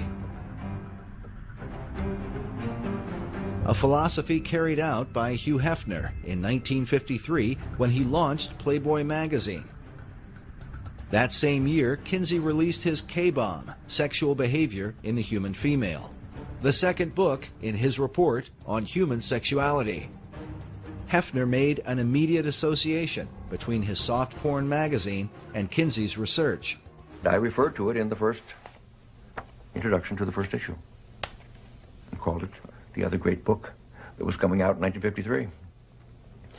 Max Lerner, the historian and a good friend of mine, said that Kinsey was the researcher and I was the pamphleteer. And it's an interesting way of looking at it. I certainly do think that in a very real way, the sexual revolution began in 1953, with the second book and the beginning of Playboy. Hugh Hefner had been under the influence of Kinseyan philosophy since the release of the male volume in 1948. He had even written about it in a college publication years before he started Playboy magazine. Half a century later, in Playboy's 50th anniversary issue, Hefner paid special tribute to Alfred Kinsey, celebrating the man who had helped him launch the sexual revolution. But Playboy represented more than just nude photos of the girl next door. According to Hefner, the magazine was, quote, a statement of rebellion without question. The first official Playboy playmate was named Janet Pilgrim, directly intended to mock America's Puritan heritage. In time, Hefner would publish the Playboy philosophy, a new morality for the post-Kinsey era. Just as Kinsey had gone all over the country preaching the message of sexual reform, Hefner followed his example, giving speeches, appearing on talk shows, and speaking in public forums as the pamphleteer for Kinsey's sexual revolution. So what you're saying, Mr. Hefner, is that we should encourage premarital sexual relations? I think that we should encourage the notion that sex can be right and proper in marriage or out of marriage. In time, Hefner set up the Playboy Foundation, which became, quote, one of the major sources of income for the Kinsey Institute. But was Hefner's sexual revolution simply about giving consenting adults the right to alternative lifestyles? Or was there a hidden agenda within the pages of Playboy, one that would further the child sexual abuse also found in the Kinsey reports?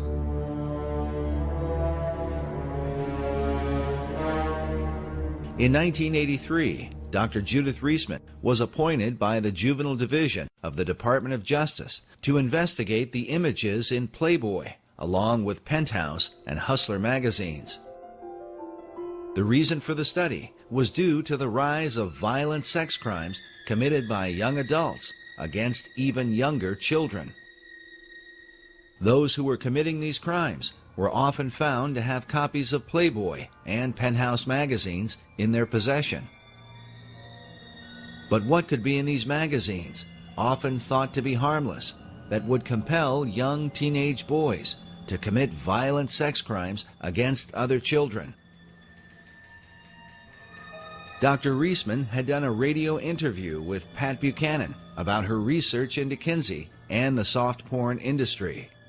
Soon after, she was contacted by the Department of Justice as part of a joint effort with the FBI. I got a call from the Department of Justice when they heard me on the Buchanan program, and I was saying, you're going to have an increase in sexual crimes by children against children and by adults against children. You cannot do the kind of of programming of people's brains, minds, memories, and bodies. The connection between the brain goes all the way down, from the retina all the way down the central nervous system and into the genitals.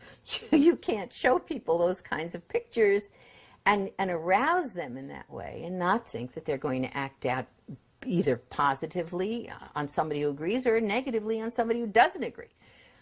That's what's going to happen, and you just simply can't do that to billions of people at one time, to masses of a population.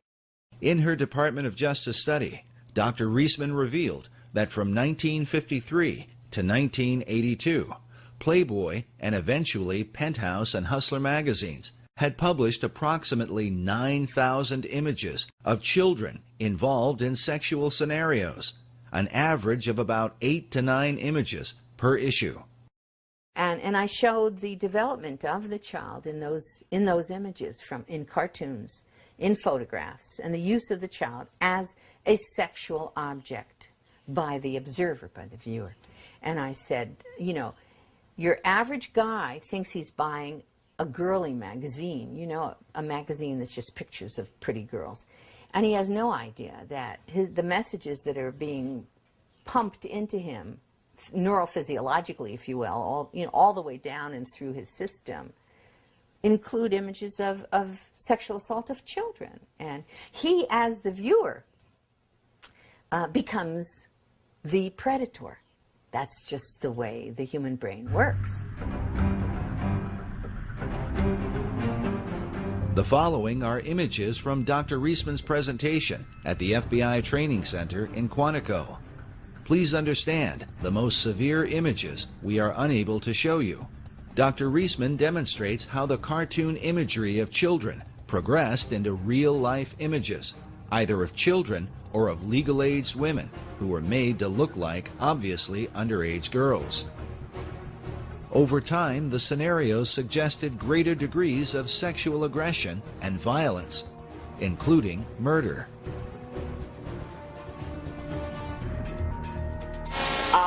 That cartoon says, can you read it? Well, anyway, it says, thank you, good night, Betty Lou, thanks for a really swell evening. Now here, we do see the penis. One of the few cartoons that we have the male penis. Of course, it appears that the gentleman has murdered Betty Lou. She's tied up in one of these leaf bags. Now, I will challenge any of you in the next week or 2 weeks or month or 2 months or 3 months to drive along a road and see a garbage bag tied up like that, a leaf bag tied up like that, and not somehow flash back to this kind of fantasy image. Now, for you, it may not be a problem, but we have reason to suspect that for some publics, that kind of continual flashback in our subconscious constitutes a real problem.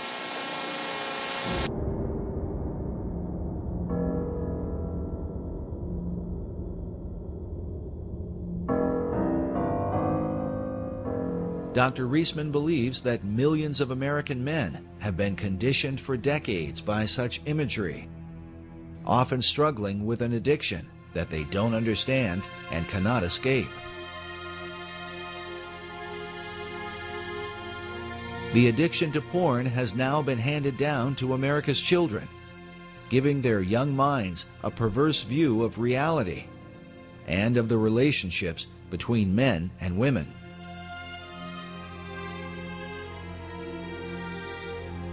With mainstream soft porn magazines having normalized the idea of sex and violence against children, could this be, as Dr. Reisman has taught, the reason for the continued rise of child abductions, child molestation, and even child murder in our country? And are these materials, which are often defended under the First Amendment, the real liberty that America's founding fathers fought and died for? I recently read on, I think, Fox News, one of the newscasters there has got a blurb or an article right now on the internet, are our children safe? Is this ever going to end? And I know for a fact it will not end. And it is only going to get worse unless something is done about pornography. The most damaging kinds of pornography are those that involve violence and sexual violence, because the wedding of those two forces, as I know only too well, brings about behavior that is just too terrible to describe. After seeing her presentation at their training center at Quantico, the FBI ordered all copies of Playboy and Penthouse magazines to be removed from the FBI post-exchange. A similar reaction occurred with the Southland 7-Eleven Corporation, which had been a major distributor of Playboy and Penthouse. But in 1986, after seeing Dr. Reisman's presentation, the 7-Eleven chain refused to carry the publications, costing the soft porn giants untold millions in annual revenue. Dr. Reisman herself describes what the FBI and 7-Eleven were really responding to. That what they were getting in their house, what their sons were seeing, what the uncles were seeing, what the boyfriends were seeing, was how to sexually abuse a child and laugh about it. During World War II, the Nazis used cartoons to condition the minds of Germans against the Jewish people, creating an exaggerated and comical identity that ultimately led to their persecution and mass murder. Dr. Reisman believes a similar kind of conditioning has happened through the use of cartoon imagery that depict the rape and abuse of children. Children are being sexually assaulted, they're being trampled on, they're being kidnapped, they're being murdered. And I have all of those kinds of cartoons. Some of the following cartoons are disturbing, such as this image from Playboy of an infant child masturbating with a title that reads, "Getting Off." Not surprisingly, the cartoon supports the Kinseyan view that children are sexual from birth. Children are often shown to be the aggressors, as in this image of a small child speaking to an older man with a candy cane. The caption reads, "No thank you, nice man. I don't want to go for a ride in your car. Why don't we just go up to my place and BALL?" This image from Penthouse has 3 young girls in conversation. The one with the candy cane says, "Yeah, and he gives you one of these just for straight sex, no deviations." This Playboy image is of a young girl putting her dress back on. She says to the older man in the bathrobe, "You call that being molested?" In this scene, a young girl is in bed with an older man. On the phone she says, "Hello, Mommy. I met this nice political leader from the moral majority on Capitol Hill." Incest is another prominent theme of the magazines.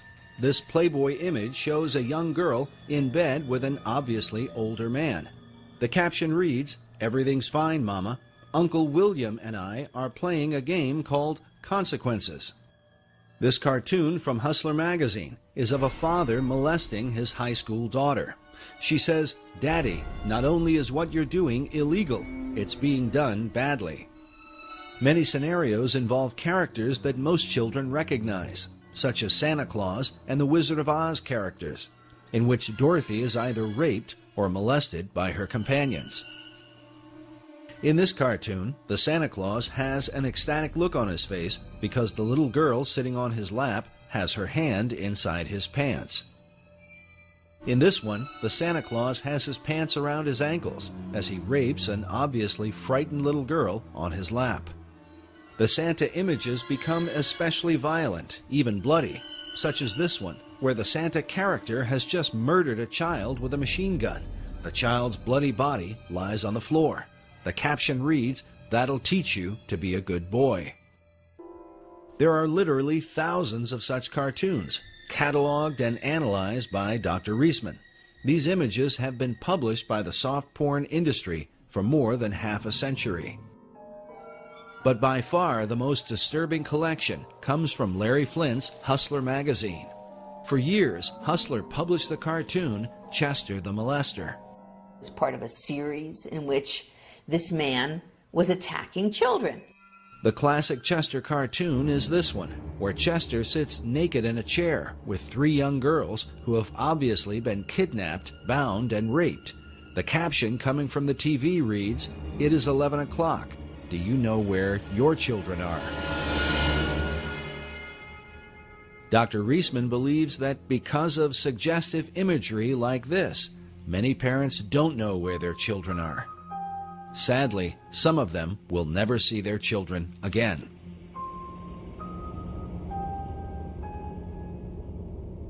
Chester the Molester was the invention of Hustler's head cartoonist, Dwayne Tinsley, shown here in the 1985 documentary, Rated X, where he explains the character of Chester.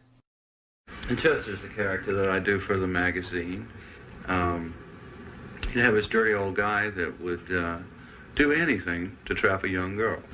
When you say young girl, how young do you mean? Well, at that particular time, he was after the younger ones, 10, 12. His idea is that he wants to get all little girls.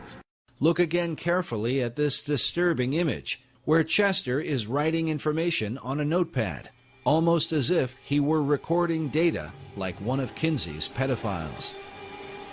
First of all, if he's going to trap a little girl, you know, the idea for him would be to knock her out or something. I don't know.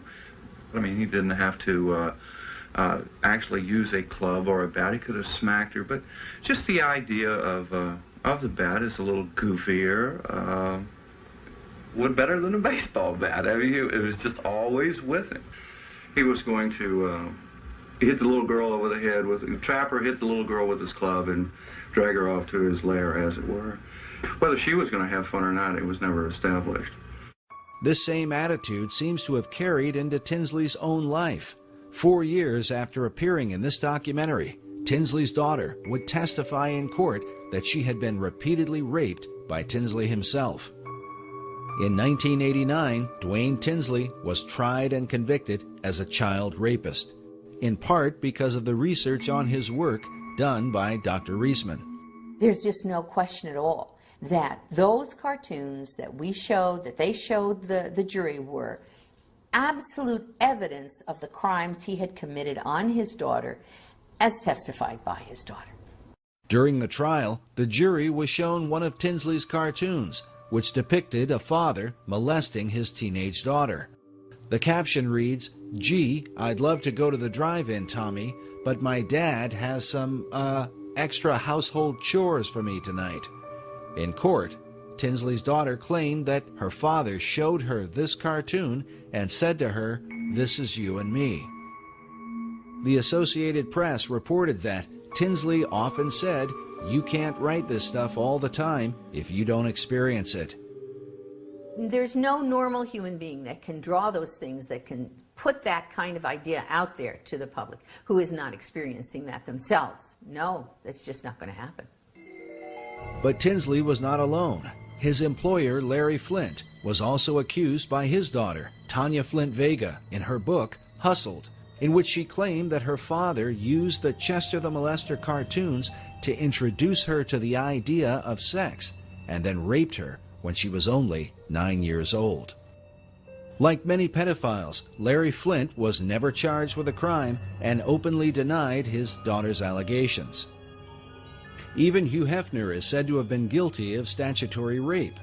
According to biographer Russell Miller in his book, Bunny, The Real Story of Playboy, Hefner himself enjoyed making love to a schoolgirl who had attended his daughter's Sweet 16 birthday party. Miller's evidence was based on the testimony of the staff that worked in the Playboy mansion at the time. As with Larry Flint, Hefner was never charged with a crime. A major breakthrough for Hefner's Playboy magazine and child pornographers in general was the film Pretty Baby, starring Brooke Shields, a film briefly remembered during the recent controversy over the images of 15-year-old Miley Cyrus. Pretty Baby was the story of a 12-year-old girl who grows up with a prostitute mother and ends up losing her virginity in a whorehouse. People magazine ran a story saying Brooke Shields, 12, stirs a furor over child porn in films. Playboy featured images from the film, along with an interview with the film's director, Louis Malle. In the interview, Malle said, when Playboy requested a photo that would express my personal vision of eroticism, I sent a shot of my 2-year-old daughter, Justine, naked.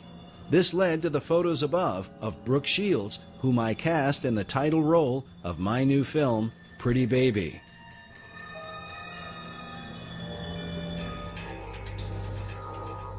As early as 1971, Reader's Digest published an article titled What Sex Offenders Say About Pornography.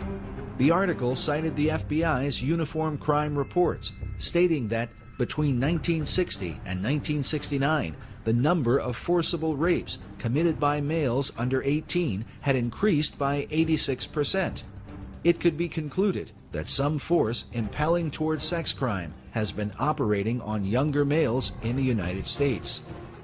The period described by the FBI was one in which Playboy magazine had been the principal form of widespread pornography in America, especially the kind that would find its way into the hands of underage males. Then in the 1980s, the Surgeon General C. Everett Koop called pornography a clear and present danger to American public health. And who could forget the disturbing warning given by serial killer Ted Bundy in his final interview with Dr. James Dobson just hours before his execution in 1989. Listen, I'm no social scientist, and I haven't done a survey. I mean, I don't pretend that I know what John Q. Citizen thinks about this. But I've lived in prison for a long time now. And I've met a lot of men who were motivated to commit violence just like me.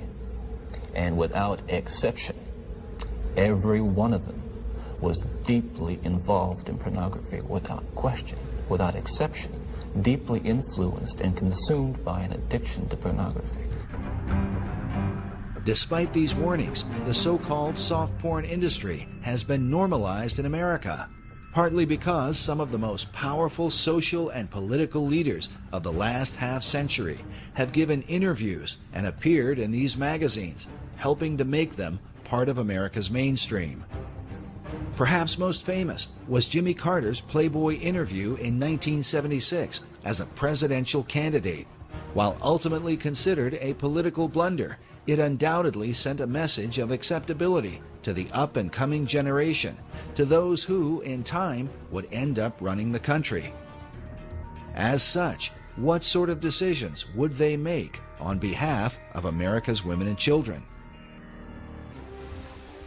It is also important to consider that the warnings from Ted Bundy and the Surgeon General were given years before the widespread use of the Internet, where today pornography is available to the masses like never before in history. The Internet, I'm not trying to say is a real negative and dark thing. There's a lot of positive and good things coming out of the Internet, but people need to be aware of the dark element that the Internet provides to people. And it's in a very private, secret place, so people can keep can be anonymous. Whereas, 20, 30 years ago, to go to a porn shop, you'd have to go to a seedy part of town and people would recognize you. It's not that way anymore. It comes right into your house. And that's why I think it's so dangerous. The idea that pornography doesn't really hurt anyone is a fallacious argument. How many marriages, how many tens of thousands, perhaps millions of people are hurting in their relationships because of pornography?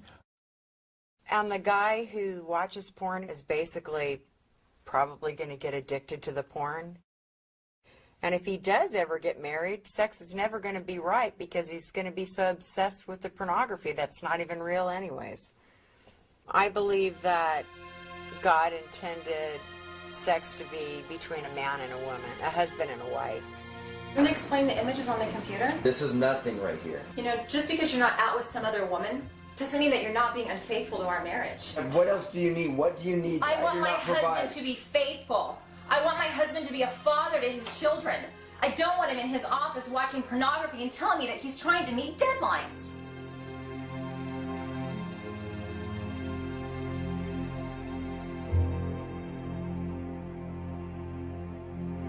It's said that the greatest myth about pornography is that nobody gets hurt. Some even argue that porn is a healthy outlet for men and women alike. But has this really proven to be the case? Or does an addiction to porn create a kind of shadow person, someone who ends up leading a double life? One that the rest of those in his world can only wonder about. And when his dark secrets are finally brought into the light, what will be revealed?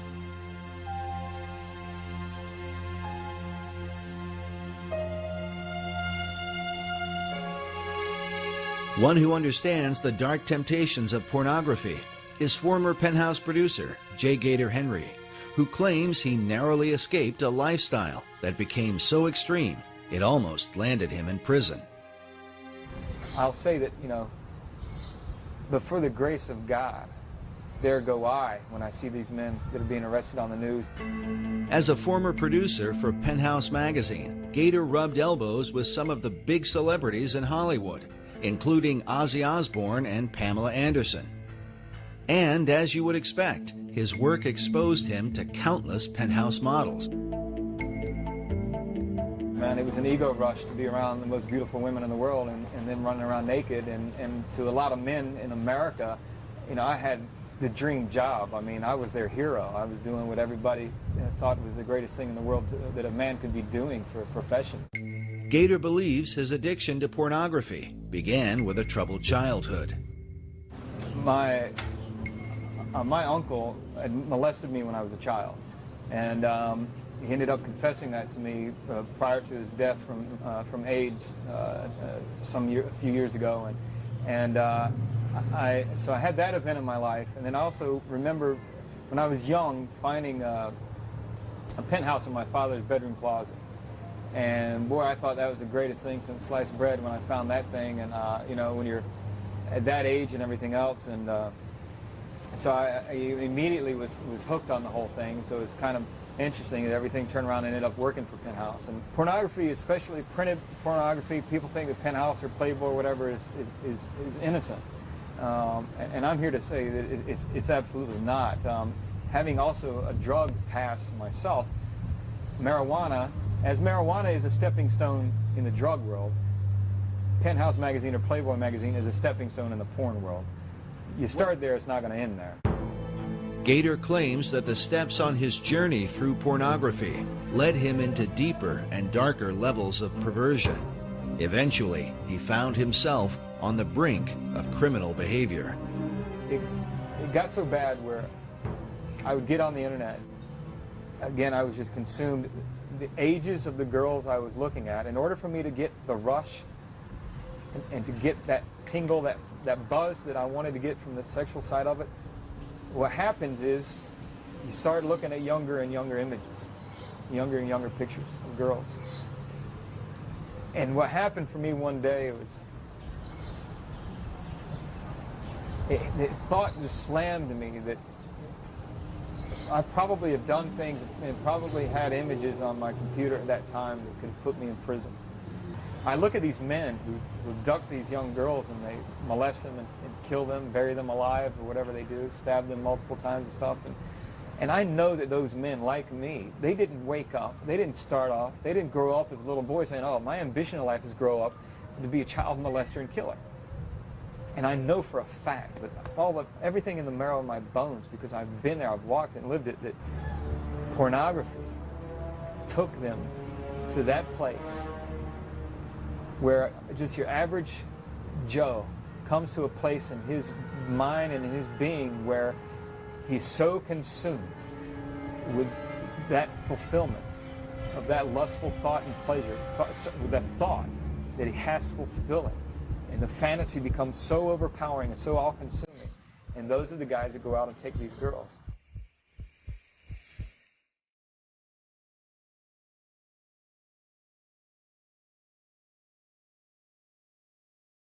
Thankfully, Gator Henry says that in his case, he never reached that point of criminal behavior. Today, he tells others he found strength to turn away from his dark addiction through his faith in God. I remember it now, and I saw myself. How wretched I really was before him, and how I had sinned against him, and he'd been so merciful to me. Dr. Judith Reisman has commented that in her more than 30 years of research, she has seen few, if any, escape their porn addiction except through anti-porn activism or faith-based programs. In Gator Henry's case, he says it was his Christian faith and the teachings he found in the Bible that kept him from becoming a sex offender. And what delivered me, what took me out of that, was plain and simple. Nothing but the power of Jesus Christ and the power of His Spirit through the fear of God. That fear might be summed up in the Gospel of Luke. When speaking about children, Jesus said, "It were better for a man that a millstone were hanged about his neck, and he cast into the sea, than that he should offend one of these little ones."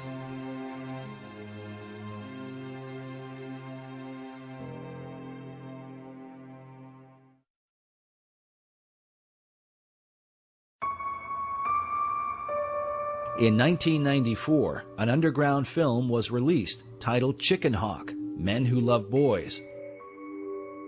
The film documented the lives of certain members of NAMBLA, the North American Man-Boy Love Association. The word chicken hawk is a reference in the gay community to older men who prey upon underage children, boys in particular.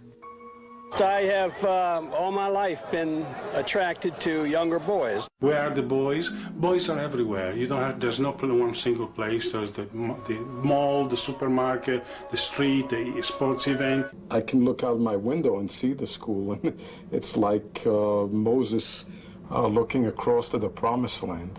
He kept making excuses to pull up his shirt and show me his belly in a highly flirtatious way to any ordinary boy lover such as myself, a very exciting and appealing way. Now, the Queen's Vernacular was considered to be the #1 gay lexicon dictionary for homosexual language. 12,000 words in this dictionary, and you open it up, and their mascot is, as was the mascot in The Advocate, a boy, Boy Scout in this case. And the 12,000 words that are in here all relate to the in language, the cant that's being used within the homosexual movement amongst homosexuals. What do all these words mean? Well, they had a certain meaning for the homosexual world that the straight world didn't understand. It's another language. Very interesting because, 12,000 words, well, when Webster compiled his American Dictionary to distinguish us from the English, that had 12,000 new words as well. So that we were distinct from the English, from Samuel Johnson's dictionary. Webster said, no, we're a unique people. He had 12,000 words to show that. So this dictionary says, we are unique people. We have 12,000 words to show that. And some of those words we compiled we did an analysis of these words. And we found that the #1 quoted word, in order of importance, was a chicken, which relates to boys. Chicken, a young recruit, any boy under the age of consent, heterosexual, fair of face, and unfamiliar with homosexuality. There are 254 words there that deal with sex with boys. One of the most disturbing sequences in the film Chicken Hawk were a series of interviews done with parents whose children were being openly preyed upon in a small community by this pedophile, a man named Leland Stevenson. He is shown openly preying upon underage children, looking for an opportunity to molest them. So what happened? What? You made the phone ring. Oh, you made the phone ring? Oh, well, let's see how you did that. Oh, geez. You're just text record. No, you can't get in trouble for this. He was so eager to tell me when his birthday was, and he was going to be 15 in less than a month on the 1st of December. And this is what life is about. This is what real life is about. I would say that he was in bloom, and that's it. The flower is responding to warmth.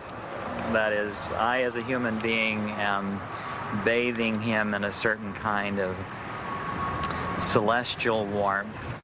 The frustration of the parents interviewed in this film is not unlike that of parents across America who live in fear of seeing their children violated by sexual predators. I'd probably kill him. Honest, I probably would, if he would have bothered my kids. You know, they prey on these children and how they can stand up and tell people what they believe in and that there's nothing that you can do about it. I don't understand our judicial system, that's for sure. Chicken Hawk, Men Who Love Boys, stands as a powerful indicator of the damage done to America in its post-Kinsey era. We remind the audience that the group NAMBLA, who are the focus of this film, claim to take their inspiration directly from Alfred Kinsey. And while many in the gay community would deny that homosexuality is linked to pedophilia, it is worth noting that the very founder of the gay rights revolution, Harry Hay, consistently advocated the inclusion of NAMBLA in gay pride parades.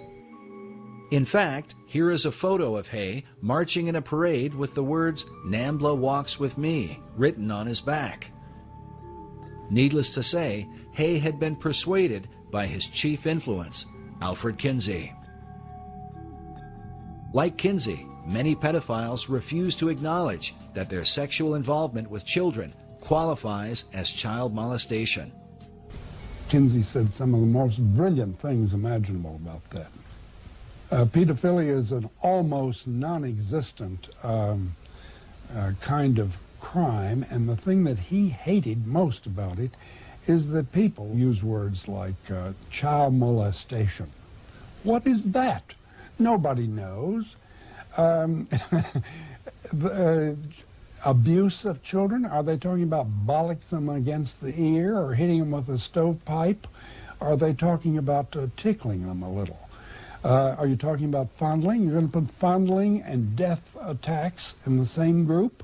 As Kinsey said, by this kind of paranoia, you do the child more damage for life than all the pedophiles in the world would do.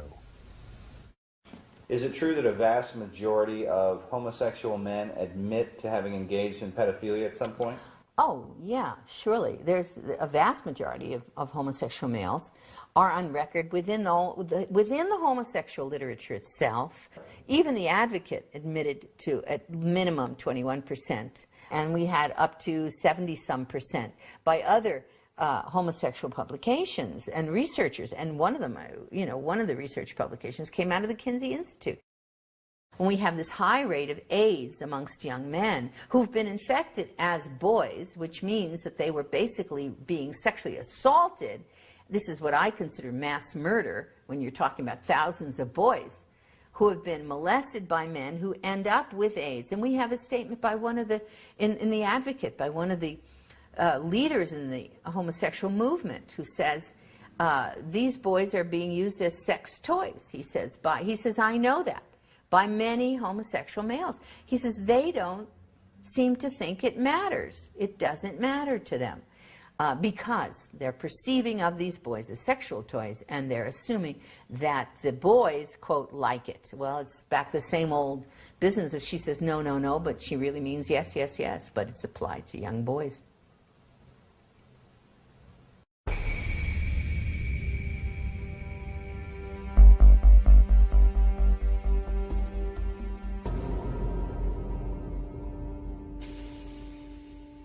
While groups like NAMBLA seem to represent an extreme viewpoint, the reality is that their philosophy is embraced by leading members of the academic community in what is called sexology, the study of human sexuality. From the late 60s and early 70s, both in the US and in the UK, there was what's called a paedophile liberation movement, and this put forward the notion very volubly that it's perfectly all right for men to have, or indeed women, for adults to have, quotes, consensual sexual relationships with children of any age, which is plainly nonsense.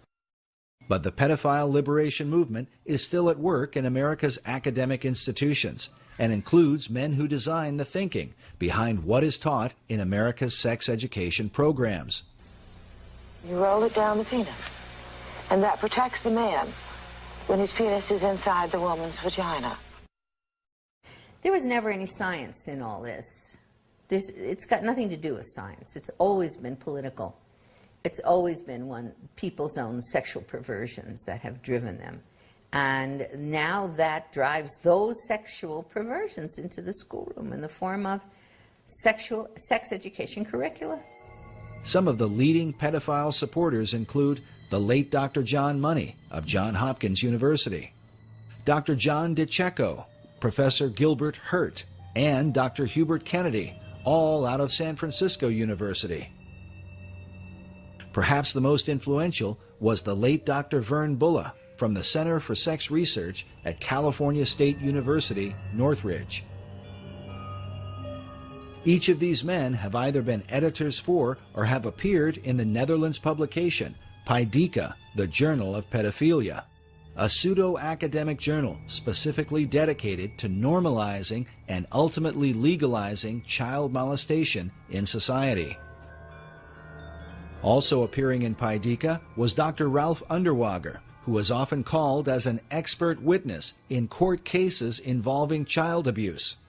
In his 1991 interview with Paideia, Underwager stated that pedophiles can boldly and courageously affirm what they choose. They can say that what they want is to find the best way to love, an acceptable expression of God's will for love and unity. It may take people being arrested. Revolutionaries have always risked arrest. As alarming as this is, during our investigation, we were surprised at the number of people who seemed to accept the pedophile philosophy. And how do you feel about the issue of child pornography? I kind of think that it probably doesn't make sense in the same way that nothing else makes sense, but unlike a lot of people who just have this visceral reaction to it, I kind of feel like if people are having sex and if they just want to do it, openly, it really shouldn't make a difference what age people are. It's our strict laws that result in so many of these kids being killed by child molesters because they're so afraid of what would happen to them if they get caught. It's a direct result of our stringent laws. I mean, I think everybody's got to be broken in somehow, and ever since the dawn of man, it's been a normal thing where people, when they're young and don't know anything, get broken in by somebody. If they're old enough to bleed, it's all good, as far as women are concerned. Today, the two leading institutes that promote pedophilia are the Kinsey Institute in Bloomington, Indiana, which receives more than $700,000 a year in taxpayer funding, and in San Francisco, the Institute for the Advanced Study of Human Sexuality, a private institution founded by Kinsey's homosexual lover and co-author Wardell B. Pomeroy. Despite its storefront appearance, the Institute is said to be the Harvard University for all human sexuality training. This institute creates the PhDs, the master's degree people, the teachers, the bachelor's degrees, the safe sex educators, and a whole variety of other AIDS prevention people that go into the schoolrooms all over the country and teach children about homosexuality, heterosexuality, bisexuality, bestiality, condoms, and all the rest of it. Teach sex. In all cases, these are people who are Kinseyan trained. On their official website, the Institute states that there need to be sociosexual activities available to those disadvantaged because of age. Some believe this is a veiled reference to children, and that the Institute calls them disadvantaged because it's illegal for them to engage in sex. Can this really be the case? We decided to pay a visit to the Institute and question them about this and some other information on their website. Even if it's 2 minutes, the opinion. No, I really can't. No. Can you answer one question for us, sir? Needless to say, our initial attempts were met with resistance. Can we get just one answer? On your website, which you make public, you say that you help those who are disadvantaged because they're aged sexually. Does that add up to endorsing pedophilia? We do not endorse anything of that. I would strongly recommend that you turn the camera off and leave right now. This is private property. Get out.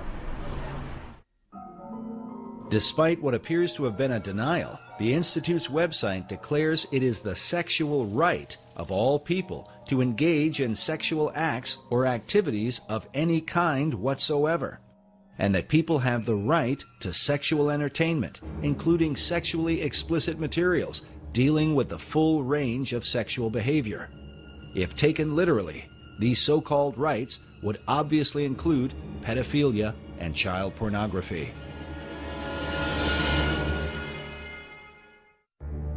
Beyond all this, the Institute's founding director, Wardell Pomeroy, wrote the book Boys and Sex, in which he promoted the idea of boys having sex with animals, such as a dog, a horse, or a bull. Pomeroy also stated that incest between adults and younger children can prove to be a satisfying and enriching experience. But the influence of Pomeroy's Sex Institute goes even beyond the academic community and into America's churches. The line from Kinsey to the current destruction of the Catholic Church is very direct. In the past 4 years, more than 180 people have come forward claiming they were sexually abused by priests in this area over the past 60 years. Consider this raw data. A survey commissioned by the U.S. Catholic Church found more than 10,000 allegations of sexual abuse involving more than 4,300 priests and deacons. The harm done to trusting families is immeasurable and was perhaps most powerfully captured by filmmaker Amy Berg in Deliver Us from Evil, a documentary about a child-molesting priest and the anguish he brought to countless children and their parents. I feel betrayed by the church. The church has betrayed me and my family, and they destroyed it. When the Vatican II comes through and the whole notion of liberalizing the church emerges, this group of sexologists or psychologists who are trained by them go into the clergy, goes into the Catholic Church to help decide who makes a good priest. They throw out all the Orthodox applicants, and people who kind of are unsure or who are very sure, who are rather homosexual or something, they get put through. And the folks who are not quite as stable in a way in terms of their orthodoxy, they're permitted into the clergy to a great extent. And several of our key dioceses, or the training, the places where the clergy are trained, bring in pornography from the Institute for the Advanced Study of Human Sexuality to train priests the same way the medical profession has been trained. Desensitizing the priests on issues of homosexuality and promiscuity and bisexuality and everything else, using that pornography to desensitize them and condition them, and in many cases, to seduce them. But the fallout has extended into mainstream Protestant churches as well, with one scandal after another, involving some of America's top evangelical leaders. I have sinned against you, my Lord. It just is a tragedy of the first order. You know, I could give you a theological reason, Nancy. I think the enemy of our souls, Satan, assaults the church and assaults the truth. As with Roman Catholicism, Protestant sex scandals all over the country often involve pedophile pastors and church leaders preying upon young children. While the hypocrisy involved is undeniable, Can it be that this is the unavoidable conclusion of Kinsey's sexual revolution? A society so overwhelmed with temptation that even the most would-be pious members find it all but impossible to resist. And what will this mean for churches in America? There's a whole issue of denial. We have turned our back on understanding that this is a significant, profound problem in the church. And I think that there needs to be an awareness and education, and I think that pastors need to address it from the pulpit. Jeff Reinke is the marriage and family pastor of North Coast Calvary Chapel in Carlsbad, California. He believes that what we currently know about men struggling with sexual addiction in American churches is far worse than many Christian leaders are willing to admit. I am grieved at the lack of moral outrage that there is lacking today in our culture, and particularly in the church, in the whole area of sexual perversion. I believe it is the Mount Whitney. I think addiction, and particularly sexual addiction, is the Mount Whitney of sin in the church today. If I could use a more effective metaphor, I really think it's like an iceberg, is we just barely see the tip of it. But underneath the surface, there is such deep denial, and that denial is led to personal destruction, I think, particularly with men. This is nothing, right? This is nothing. Don't mean anything. This is nothing. I mean, I'm looking at a few pictures. Would you rather I'm actually with another girl? Like I mean, did I actually cheat on you? You know, actually, I would prefer that my husband not do either one. Are you trying to give me an option? It's either a prostitute or the computer? There's not a week that goes by in my own counseling practice that I am not counseling a couple, that I don't get a phone call or an email in regards to sexual addiction. I had a wife whose husband is a lawyer in the area, and she's filing for divorce. For the last 6 years, he's been caught in prostitution, in pornography, in striptease centers and so forth. And she asked me this question. She said, how is it that he could call himself a Christian for the last 5 years, that he's been struggling with this stuff? How can he call himself a Christian? Could you tell me that, Pastor? When is it going to stop with you? I'm not covering for you anymore. Dude, what's there to cover? There's nothing wrong with this. Did you look at it? There's nothing wrong with this. Yeah, I did look at it, and so did your son. Yeah, so what? What kind of a father have you become? Now you're going to talk about me being a father? It's going to stop, and it's going to stop now. It already stopped. That's what you said months ago. What kind of marriage is this? You know, it's one thing that you make me feel like I'm not even your wife, that I'm worth nothing, that you have to look at magazines and porn. What do you expect from me? I can't even look at you anymore. How do I explain this to your children? You know, you've got a problem, and now you've made it ours. Fix it.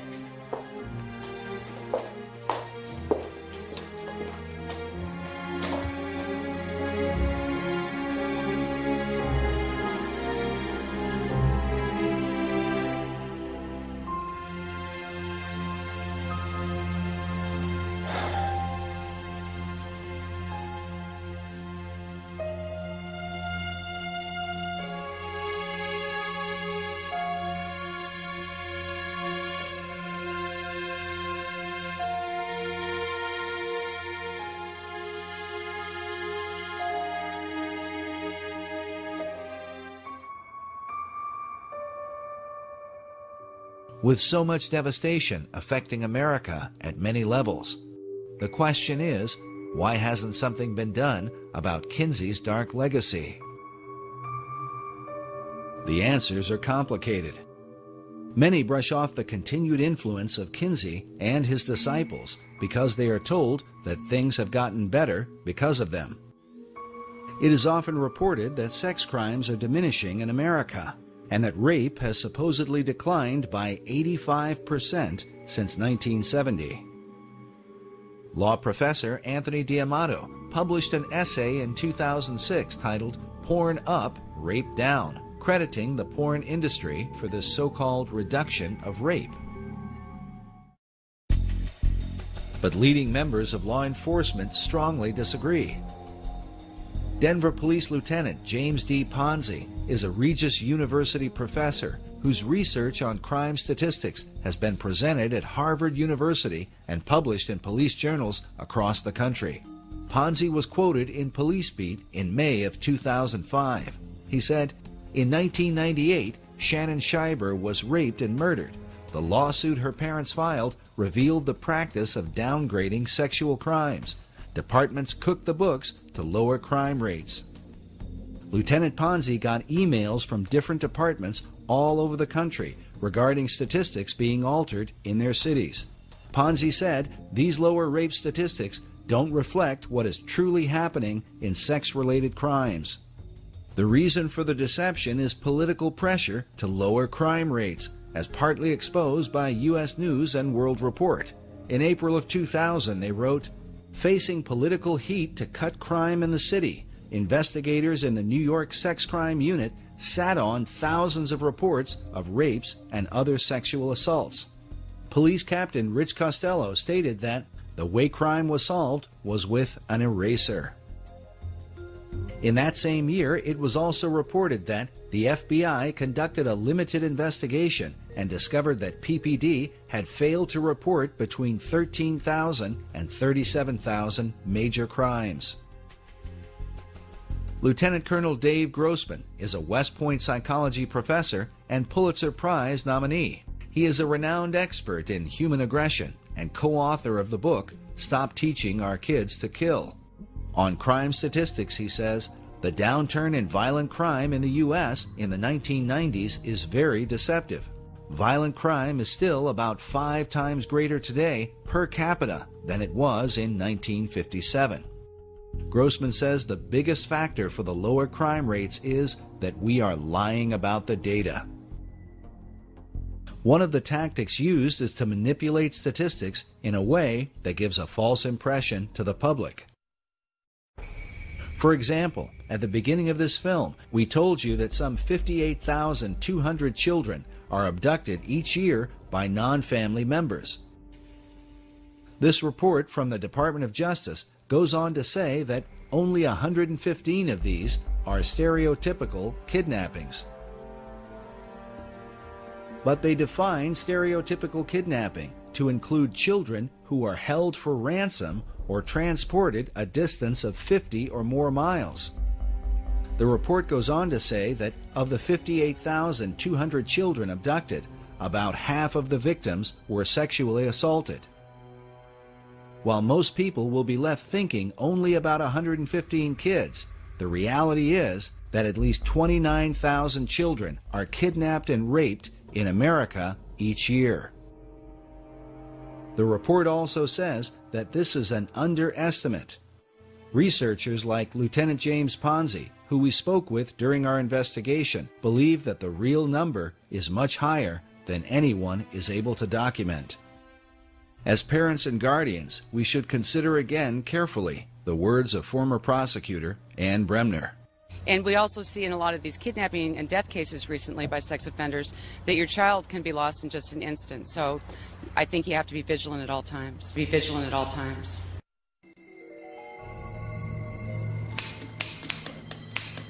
Manipulation of truth and political pressure have continued to protect the influence of Alfred Kinsey and his followers for more than half a century. In the 1980s, the Reagan administration developed a commission to investigate the influence of pornography. The Department of Justice brought in Dr. Judith Reisman, who initially wanted to investigate Kinsey along with the images in Playboy, Penthouse, and Hustler. But just as the Reis Committee was opposed in the 1950s, so Dr. Reisman was shot down in the 1980s. She conducted her research at American University, but once she began, the university vehemently opposed any investigation into Kinsey, and she was forced to drop it. I said, I'm not doing anything with human subjects. I'm just going to be researching his work, the things that he's already written. And they said, no, no, no, you can't do that. So academic freedom was completely eliminated because the Kinsey Institute had some kind of power structure going there that caused them to be unable to allow me to pursue a United States Department of Justice grant from our country that would have allowed me as an objective researcher to look into the Kinsey research as it stood. The president of American University at the time was Dr. Richard Berenson, who was later exposed in a sex scandal involving a series of obscene phone calls in which Berenson claimed he had a 4-year-old girl that he kept as a sex slave down in his basement. The calls were eventually traced to his office at American University. Berenson was exposed as a pedophile. And I spoke with a lawyer later, and it turned out, of course, he had pornography in his drawers. They cleaned out the office, got rid of the pornography, though they found out later, the lawyer did, that it had been there. And he quickly fled, ran to Johns Hopkins University, and entered there and stayed there for, I think it was 3 weeks, and got a clean bill of health from Johns Hopkins, saying that... like psychiatric treatment? Yes. Yes, suddenly he was okay. But political opposition came not only from American University, but also in Washington, D.C., over the analysis of Playboy, Penthouse, and Hustler. As a result, Dr. Reisman was forced to publish her report independently. The FBI and 7-Eleven took notice, as we mentioned earlier, and that's when the soft porn giants fought back. In her book, The Powerhouse, journalist Susan B. Trento documents how Playboy and Penthouse magazines hired a Washington-based PR firm named Gray & Company to create a media blitz that would discredit Dr. Reisman and the entire Reagan Commission on pornography. She writes that dealing with Judith Reisman was not difficult. Since Reisman was without political savvy and lacked allies, she made a most appealing target for discrediting. Trento says that Gray & Company charged between $50,000 and $75,000 per month for the campaign against Dr. Reisman, and that for this particular account, much of the cost was borne by Playboy. Penthouse also provided funding. Because of the controversy, it would be a decade later before Dr. Reisman's research would be officially embraced by the Department of Justice. In a letter written by past administrator Robert Sweet, he says, while the massive affluent sex industry has employed nearly every technique in their arsenal short of violence to stop Dr. Reisman's work, they have not shown her findings to be incorrect or methodologically flawed in even the smallest detail. Why don't you care more about the children than you do about protecting the finances of the sex industry and the sex establishment? Yes, Judith. Right, the sex industry. So, tell me about this sex industry. Dr. Reisman has for years argued against the harmful impact of the sex industry on America's children. Many of the PhDs who teach in our universities have not only been associated with the Journal of Pedophilia, but have also served as the board members for pornographic magazines like Penthouse Forum. These are the people who have designed the programs for sex education in America. Because Kinsey chose to define the pain and suffering of abused children as orgasm, he then argued that children were sexual from birth and should be taught about having sex as soon as possible. While most who promote the programs probably don't know it, this thinking is what lies behind the idea of teaching sex education to kindergartners. I remember him using this in his campaign against me, saying Barack Obama supports teaching sex education to kindergartners. And, you know, which I didn't know what to tell him.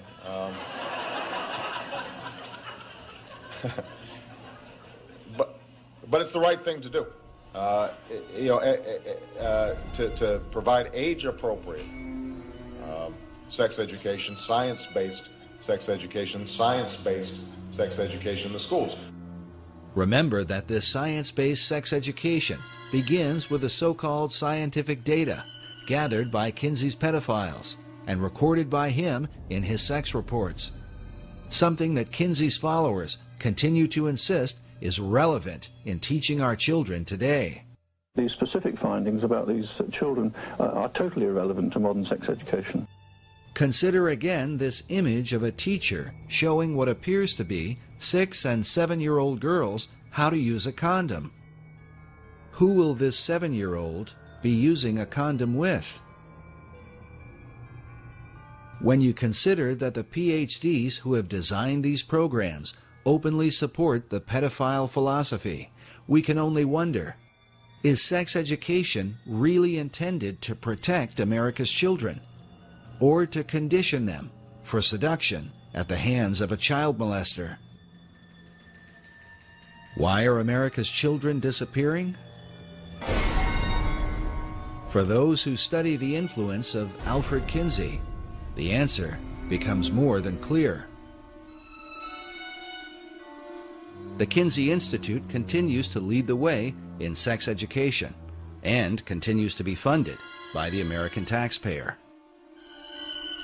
Dr. Reisman believes the Institute should come under an official investigation, something she was prevented from doing during her time at the Department of Justice.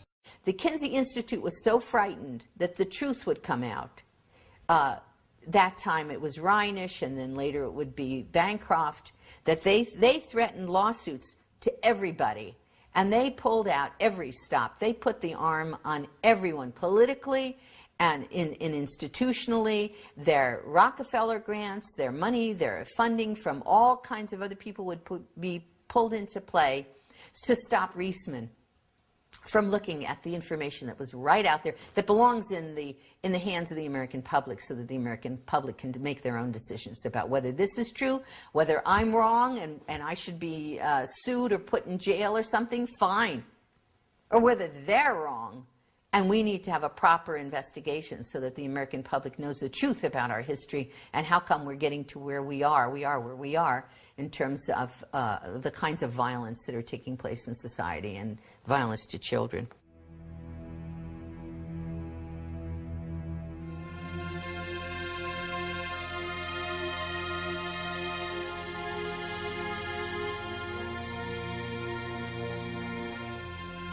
We are told that our founding fathers went to war so that America might be free. But how they would respond, we can only wonder, if they could see our country today and witness how we now define that original liberty for which brave men fought and died.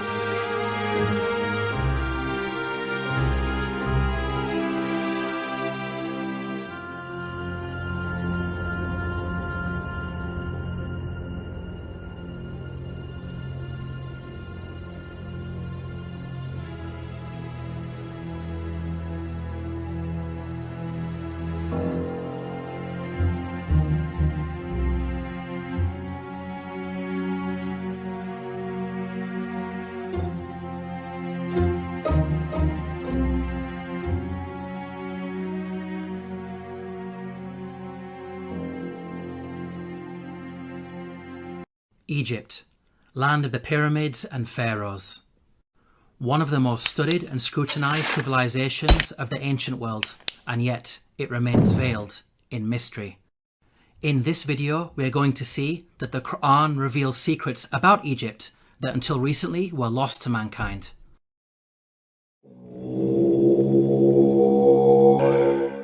Pharaoh was a tyrant in Egypt, enslaving and persecuting the children of Israel. The Quran states the following about the death of Pharaoh and his supporters. فما بكت عليهم السماء والأرض وما كانوا منظرين. Note the words, heaven and earth wept not for them. A recently unearthed pyramid text has granted us new insights into the meaning of this verse. The pyramid text reads, "The sky weeps for you, the earth weeps for you, when you ascend to heaven as a star." Here, the pyramid text praises Pharaoh, claiming that upon his death he will ascend through the sky and claim supremacy of the heavens by becoming a star. We can see that the Quran quotes the pyramid text directly in its rebuttal of Egyptian adulations of Pharaoh. What's amazing is that knowledge of the ancient Egyptian language of hieroglyphics was lost to mankind at the time the Quran was revealed.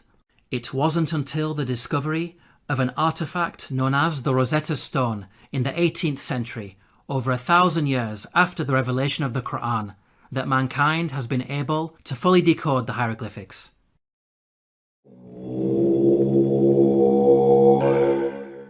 When you hear the word Pharaoh, what comes into your mind?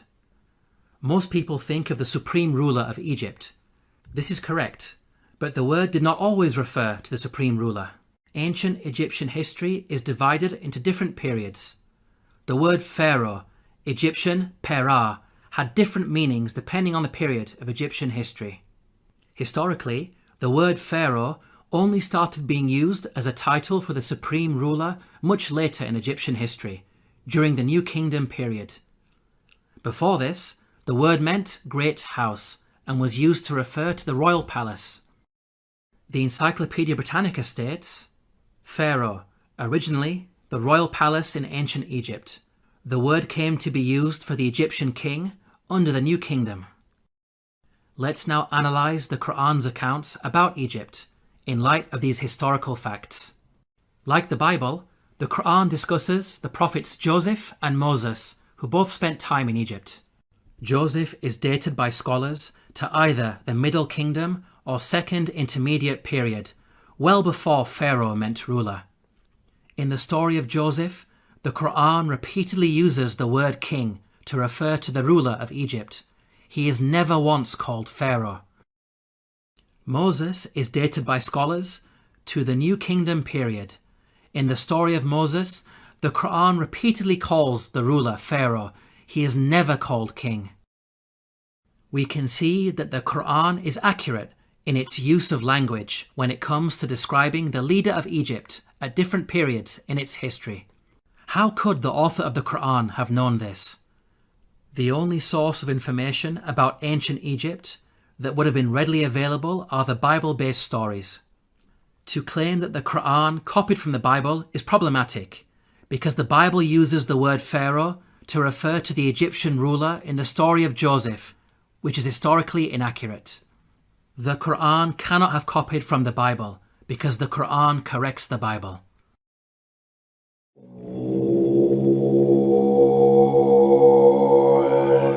The Bible explicitly states that at the time of the Exodus, the Israelite men were vast in number. The Israelites journeyed from Ramesses to Sukkoth. There were about 600,000 men on foot, besides women and children. If we factor in the women and children, then the total number of Israelites would realistically be in the millions. This claim of a vast nation is problematic in light of other information that the Bible provides. Firstly, Pharaoh is said to have appointed 2 midwives to deliver and murder Israelite babies. The king of Egypt said to the Hebrew midwives, whose names were Shiphrah and Puah, "When you are helping the Hebrew women during childbirth on the delivery stool, if you see that the baby is a boy, kill him." 2 midwives would only be sufficient for such a task if the Israelites were small in number and giving birth to a manageable number of babies. 2 midwives would not be sufficient for a vast nation of millions. Secondly, the Bible tells us that after the Exodus, God informed Israel that they would not be granted the land of their enemies straight away. But I will not drive them out in a single year, because the land would become desolate and the wild animals too numerous for you. Little by little, I will drive them out before you, until you have increased enough to take possession of the land. Note the reason for the Israelites being denied immediate possession of the land. It is said that wild animals will overpower them. Such a statement only makes sense if the Israelites were small in number and not a vast nation of millions, as the Bible claims. By contrast, the Quran states that the Israelites were only a small band at the time of Moses. فأرسل فرعون في المدائن حاشرين إن هؤلاء لشرذمة قليلون. We can see that the Quran fixes the contradictions that are present in the biblical narrative.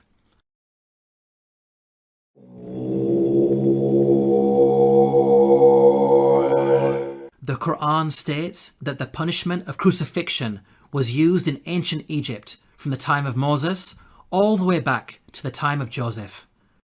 Now, the word crucifixion typically brings to mind the Roman cross. However, in antiquity, there were different forms of crucifixion. Professor of Archaeology David Chapman wrote, "In studying the ancient world, the scholar is wise not to differentiate too rigidly the categories of crucifixion, impalement, and suspension. Hence, any study of crucifixion conceptions in antiquity must grapple with the broader context of the wide variety of penal suspension of human beings." The Arabic words translated as crucified in the Quranic verses all contain the root word solaba. Arabic dictionaries state that this root carries a number of meanings, including to harden or stiffen and to extract oily matter from bones. This word does not only mean death by being hung on a Roman cross. Rather, it indicates any method of execution which makes the body hardened or stiffened and results in the leaking of bodily fluids. So, impalement, suspension, and the Roman cross are all included without making any distinction. Archaeological evidence shows that the ancient Egyptians used to crucify people by impalement on a stake. The following entry is taken from an Egyptian German dictionary of hieroglyphics. Note the hieroglyph which depicts an impaled man. This is a punishment that was used throughout the different periods of ancient Egypt. The Abbot Papyrus is dated to the New Kingdom period. It mentions an oath that includes impalement. He took an oath on pain of being beaten and of being impaled. The earliest evidence for crucifixion by impalement is Papyrus Bulak 18, which is dated to the early Second Intermediate period. It states, "A bloodbath had occurred with wood. The comrade was put on the stake." We can see that crucifixion by impalement on a stake was carried out during the New Kingdom period, and at least as far back as the Second Intermediate period. These time periods cover both Moses and Joseph, which shows that the Quran is historically accurate. As well as mentioning crucifixion, the Quran also narrates the following threat of mutilation made by the Pharaoh of Moses. لأقطعن أيديكم وأرجلكم من خلاف ولأصلبنكم أجمعين. Historically, we know that capital punishment in ancient Egypt became more severe with the advent of the New Kingdom period, which is the time of Moses. In fact, the specific punishment of mutilation is primarily associated with the New Kingdom period. For example, the Turin Judicial Papyrus records, persons to whom was done punishment by severing their nose and ears on account of them ignoring the good instruction said to them. These details about crucifixion and mutilation are missing in the Bible. There is a Jewish commentary, the Midrash Shemot Rabbah, which mentions Pharaoh threatening Moses with burning and crucifixion. But this is a much later work that was composed centuries after the Quran was revealed.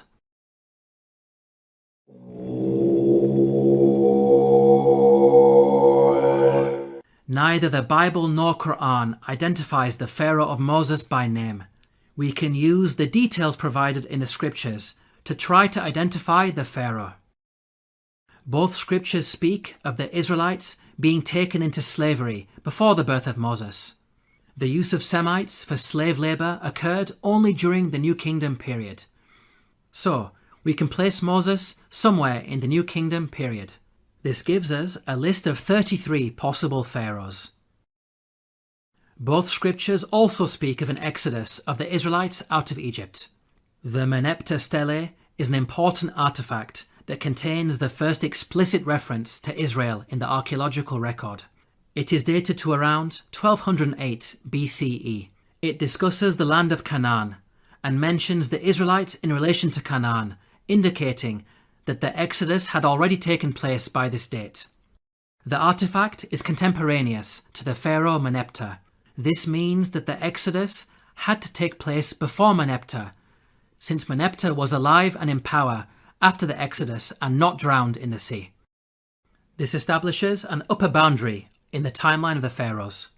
From the point of view of both the Bible and Quran, we are now left with 18 pharaohs as candidates who may have ruled during the time of Moses. Let's now delve deeper into the biblical narrative. The Bible claims that there were 2 different pharaohs who were in power. The first died while Moses was in hiding in Midian.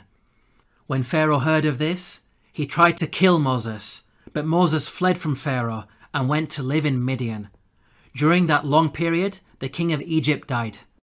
The new Pharaoh continued his predecessor's persecution of the Israelites, and it was his second Pharaoh who was later drowned when Moses crossed the sea. The Bible gives us a timeline for these events. The burning bush encounter with God took place when Moses was 80 years old. So from his birth to the Exodus, there was a span of at least 80 years, during which 2 pharaohs ruled Egypt. Now, there is a big problem if we compare this biblical narrative to the timeline of the pharaohs. We've seen that the Bible claims exactly 2 pharaohs ruled during the 80-year period from the birth of Moses to the Exodus. If we consider the number of years that each of the pharaohs ruled, we can see that there is no 80-year period during which only 2 pharaohs ruled.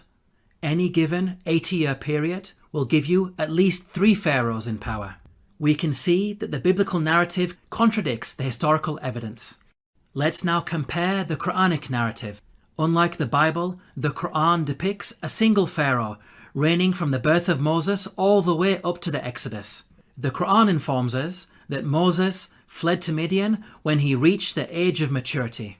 The Quran defines the age of maturity as 40 years old. The Quran also informs us that during his time in Midian, Moses spent 8 to 10 years in the service of his father-in-law before returning to Egypt to face Pharaoh. This means that Moses was at least 48 years of age when the Exodus happened. The only Pharaoh during the New Kingdom period who had such a lengthy reign as an absolute ruler was Ramesses II, who ruled for 66 years. The Quranic account is perfectly in line with the historical evidence and fixes the chronological issues that are present in the biblical narrative.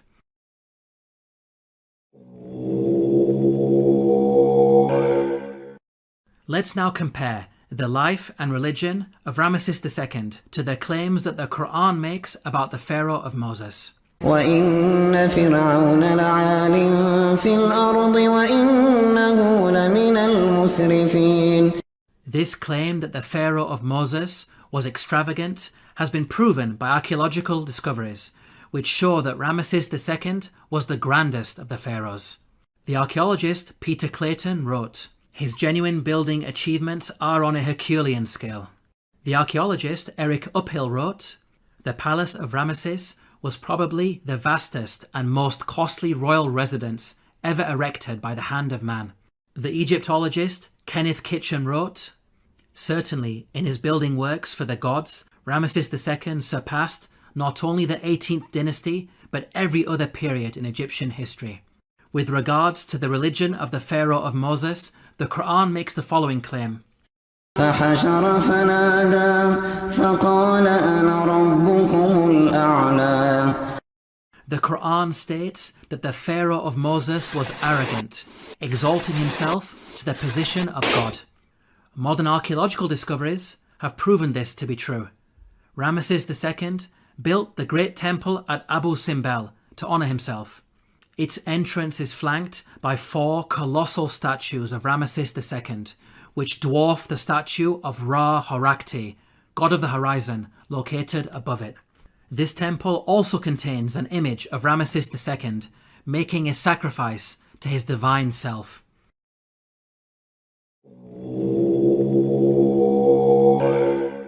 The Quran makes the following claim about the Pharaoh of Moses, who God drowned in the sea. فاليوم ننجيك ببدنك لتكون لمن خلفك آية. We can see that the Quran explicitly states that the Pharaoh's body will be preserved as a sign for future generations. Note that the Quran never makes such a statement about any of the other destroyed nations that it discusses, typically stating that their abandoned buildings and ruins have been made signs for later generations. This claim about a body being preserved is unique to the Pharaoh of Moses. The body of Ramesses II was discovered by archaeologists in the year 1881 CE. The mummy has been on display in the Cairo Museum, and over the last century, it has been seen by millions of tourists from all over the world. In the following documentary, Sir Tony Robinson states that Ramesses II is one of the few pharaohs whose body has survived largely intact. Just across the river from Luxor lies the famous Valley of the Kings, where Ramesses himself was buried. His mummy was discovered in 1881. One of the few pharaohs whose body has survived largely intact. Historically, priests had concealed his body in a secret location in the year 1000 BCE because of a problem with grave robbers. Nothing was known about his mummy in the intervening period of almost 3,000 years. At the time the Quran was revealed, the whereabouts and fate of Pharaoh's body was unknown. During the 3,000-year period in which the body was hidden, it could easily have been damaged or stolen. It may have even remained lost forever, locked away in its secret location, never to be rediscovered. If you think about it, these statements in the Quran are not only historically accurate, but also represent quite a bold prophecy.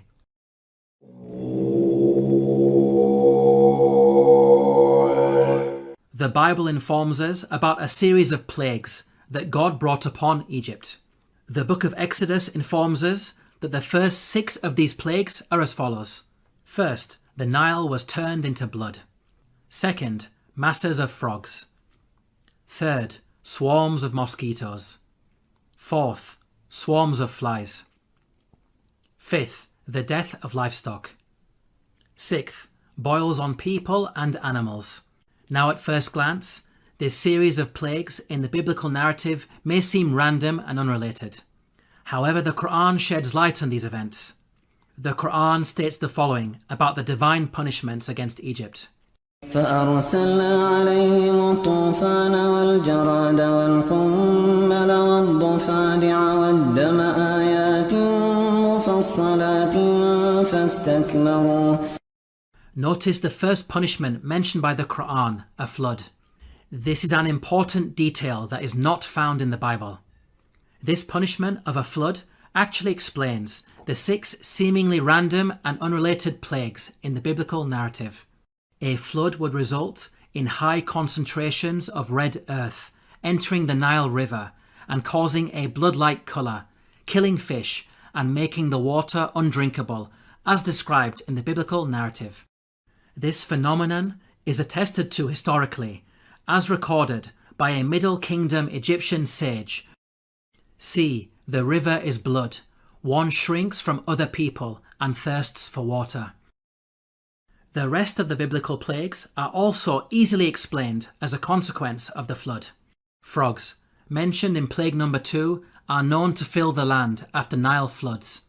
The death of the frogs recorded in the biblical narrative can be caused by contamination of anthrax that was carried over from the rotting fish. Mosquitoes, mentioned in plague number 3, proliferate after Nile floods, as the pools of water left over from the flooding would have allowed them to overbreed. Swarms of flies, mentioned in plague number 4, would be brought about by the massive death of frogs on the land. The death of pasturing livestock, mentioned in plague number 5, can be explained by anthrax, as brought on the land by the frogs. The boils on humans and cattle, mentioned in plague number 6, may have been caused by bites. The stable fly in particular is infamous for its vicious biting of mammals. We can see that the Quran's mention of a flood easily explains the biblical plagues, which are not random as initially appears to be the case, but in fact a series of interrelated events.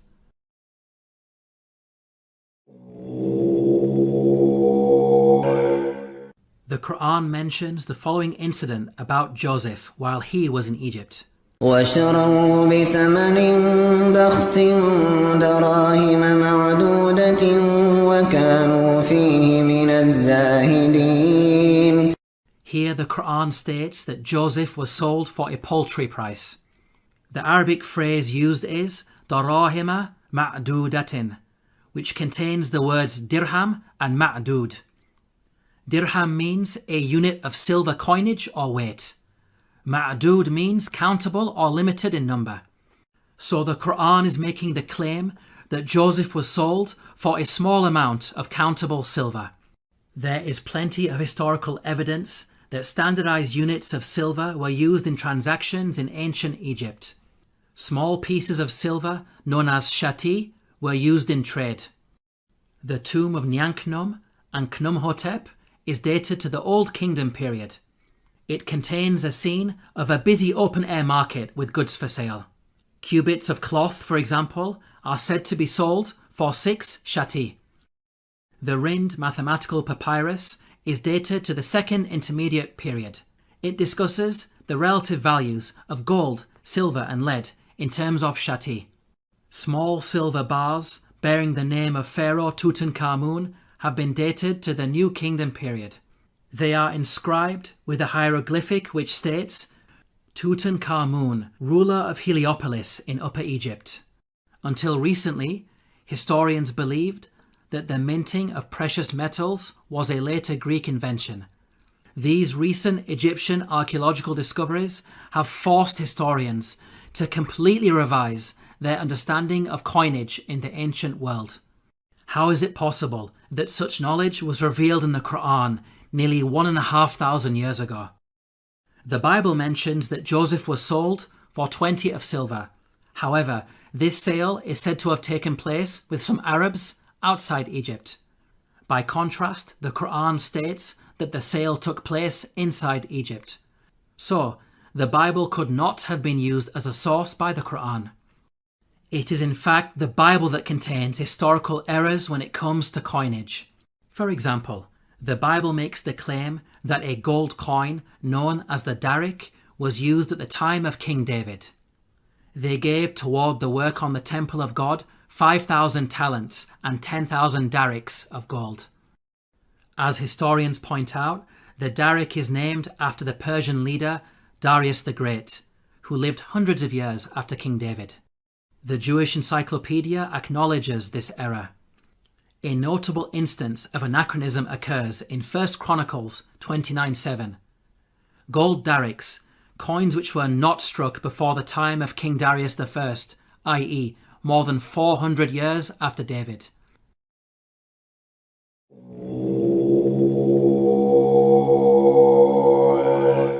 The Quran narrates the following conversation between the Pharaoh of Moses and an individual referred to as Haman. وقال فرعون يا هامان ابن لي صرحا لعلي أبلغ أسباب السماوات فأطلع إلى إله موسى وإني لأظنه كاذبا. Here Pharaoh commanded Haman to build a tower that would allow him to reach the heavens. It's important to understand that Pharaoh's intention was not to literally scale a tower to reach the sky. Rather, it's a reference to the Egyptian belief that after death, the Pharaoh would ascend from earth to heaven, taking his place among the gods. As we covered earlier, the author of the Quran had an awareness of ancient pyramid texts that detailed such beliefs. Egyptian monuments housed the bodies of dead pharaohs. These monuments acted as a bridge between this world and the next. They were filled with religious writings that served as instructions to help the dead pharaoh ascend to the heavens. Hence, the person in charge of constructing such a monument for Pharaoh would not only need to be skilled in architecture, but also highly knowledgeable in religion, a builder-priest of sorts. Let's now turn to history to see if we can identify an individual known as Haman, who was both a builder and a priest. Earlier we concluded that Ramesses II was the pharaoh at the time of Moses, so we will focus on this time period. A block statue in the Egyptian Museum of Munich contains a biographical account of the life of a high priest named Baken Khonsu. In his own words he states, "I am one truly reliable, useful to his Lord, who performs beneficent deeds within his temple. I being principal chief of works in the estate of Amun, I erected obelisks of granite stone whose tops reach to the sky." Here, Baken Khonsu tells us that he served the pharaoh in two ways, first by performing rituals in the temple, and second as chief architect. In fact, Baken Khonsu was an architect extraordinaire, being one of the greatest in all of ancient Egypt.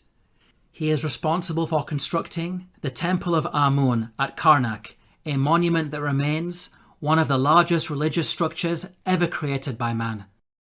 With regards to the priesthood, Baken Khonsu informs us that he had a very long and illustrious career. "I was a third prophet of Amun for 15 years. I was a second prophet of Amun for 12 years. He appointed me high priest of Amun for 27 years. Here Baken Khonsu is stating that he served the god Amun throughout his priestly career. Amun is the name of an Egyptian deity who rose to prominence during the New Kingdom period. By the time Baken Khonsu died, he had been a priest for many decades, having served Ramesses II as high priest throughout his reign. Both Ramesses II and Baken Khonsu were contemporaries who died around the same time. What about the Quran's mention of Haman? How does it relate to Baken Khonsu? Baken Khonsu referred to himself by the title High Priest of Amun. The actual phrase in the hieroglyphics is Ham, Nata, Tapi, Amana. The word Ham literally means servant, and Amana is how you articulate the name of the god Amun in Egyptian. Baken Khonsu was Ham Amana, meaning servant of Amun. The Quran's mention of Haman may be simply an Arabized version of the Egyptian Ham Amana. Let's now summarize the main points about Baken Khonsu. He was a senior-ranking figure under Pharaoh Ramesses II, acting as both high priest and chief architect. He served in the temple of the god Amun and thus had the title Ham Amana. It is clear that all of the historical evidence fits perfectly with the Quranic narrative. Now it's important to point out that the Bible also mentions a Haman, but the resemblance is only in name. The biblical Haman served under a Persian king and bears no relation to the Quranic Haman of Egypt. Yet again, these are details that are completely missing in the biblical narrative. In this video, we have seen that the Quran has a remarkable insight into many facets of ancient Egypt, revealing long-lost knowledge while also correcting the Bible. Claims that the author of the Quran copied from the Bible are clearly rubbished in light of such facts. The Quran boldly declares its origins. تنزيل الكتاب لا ريب فيه من رب العالمين. Productions. do.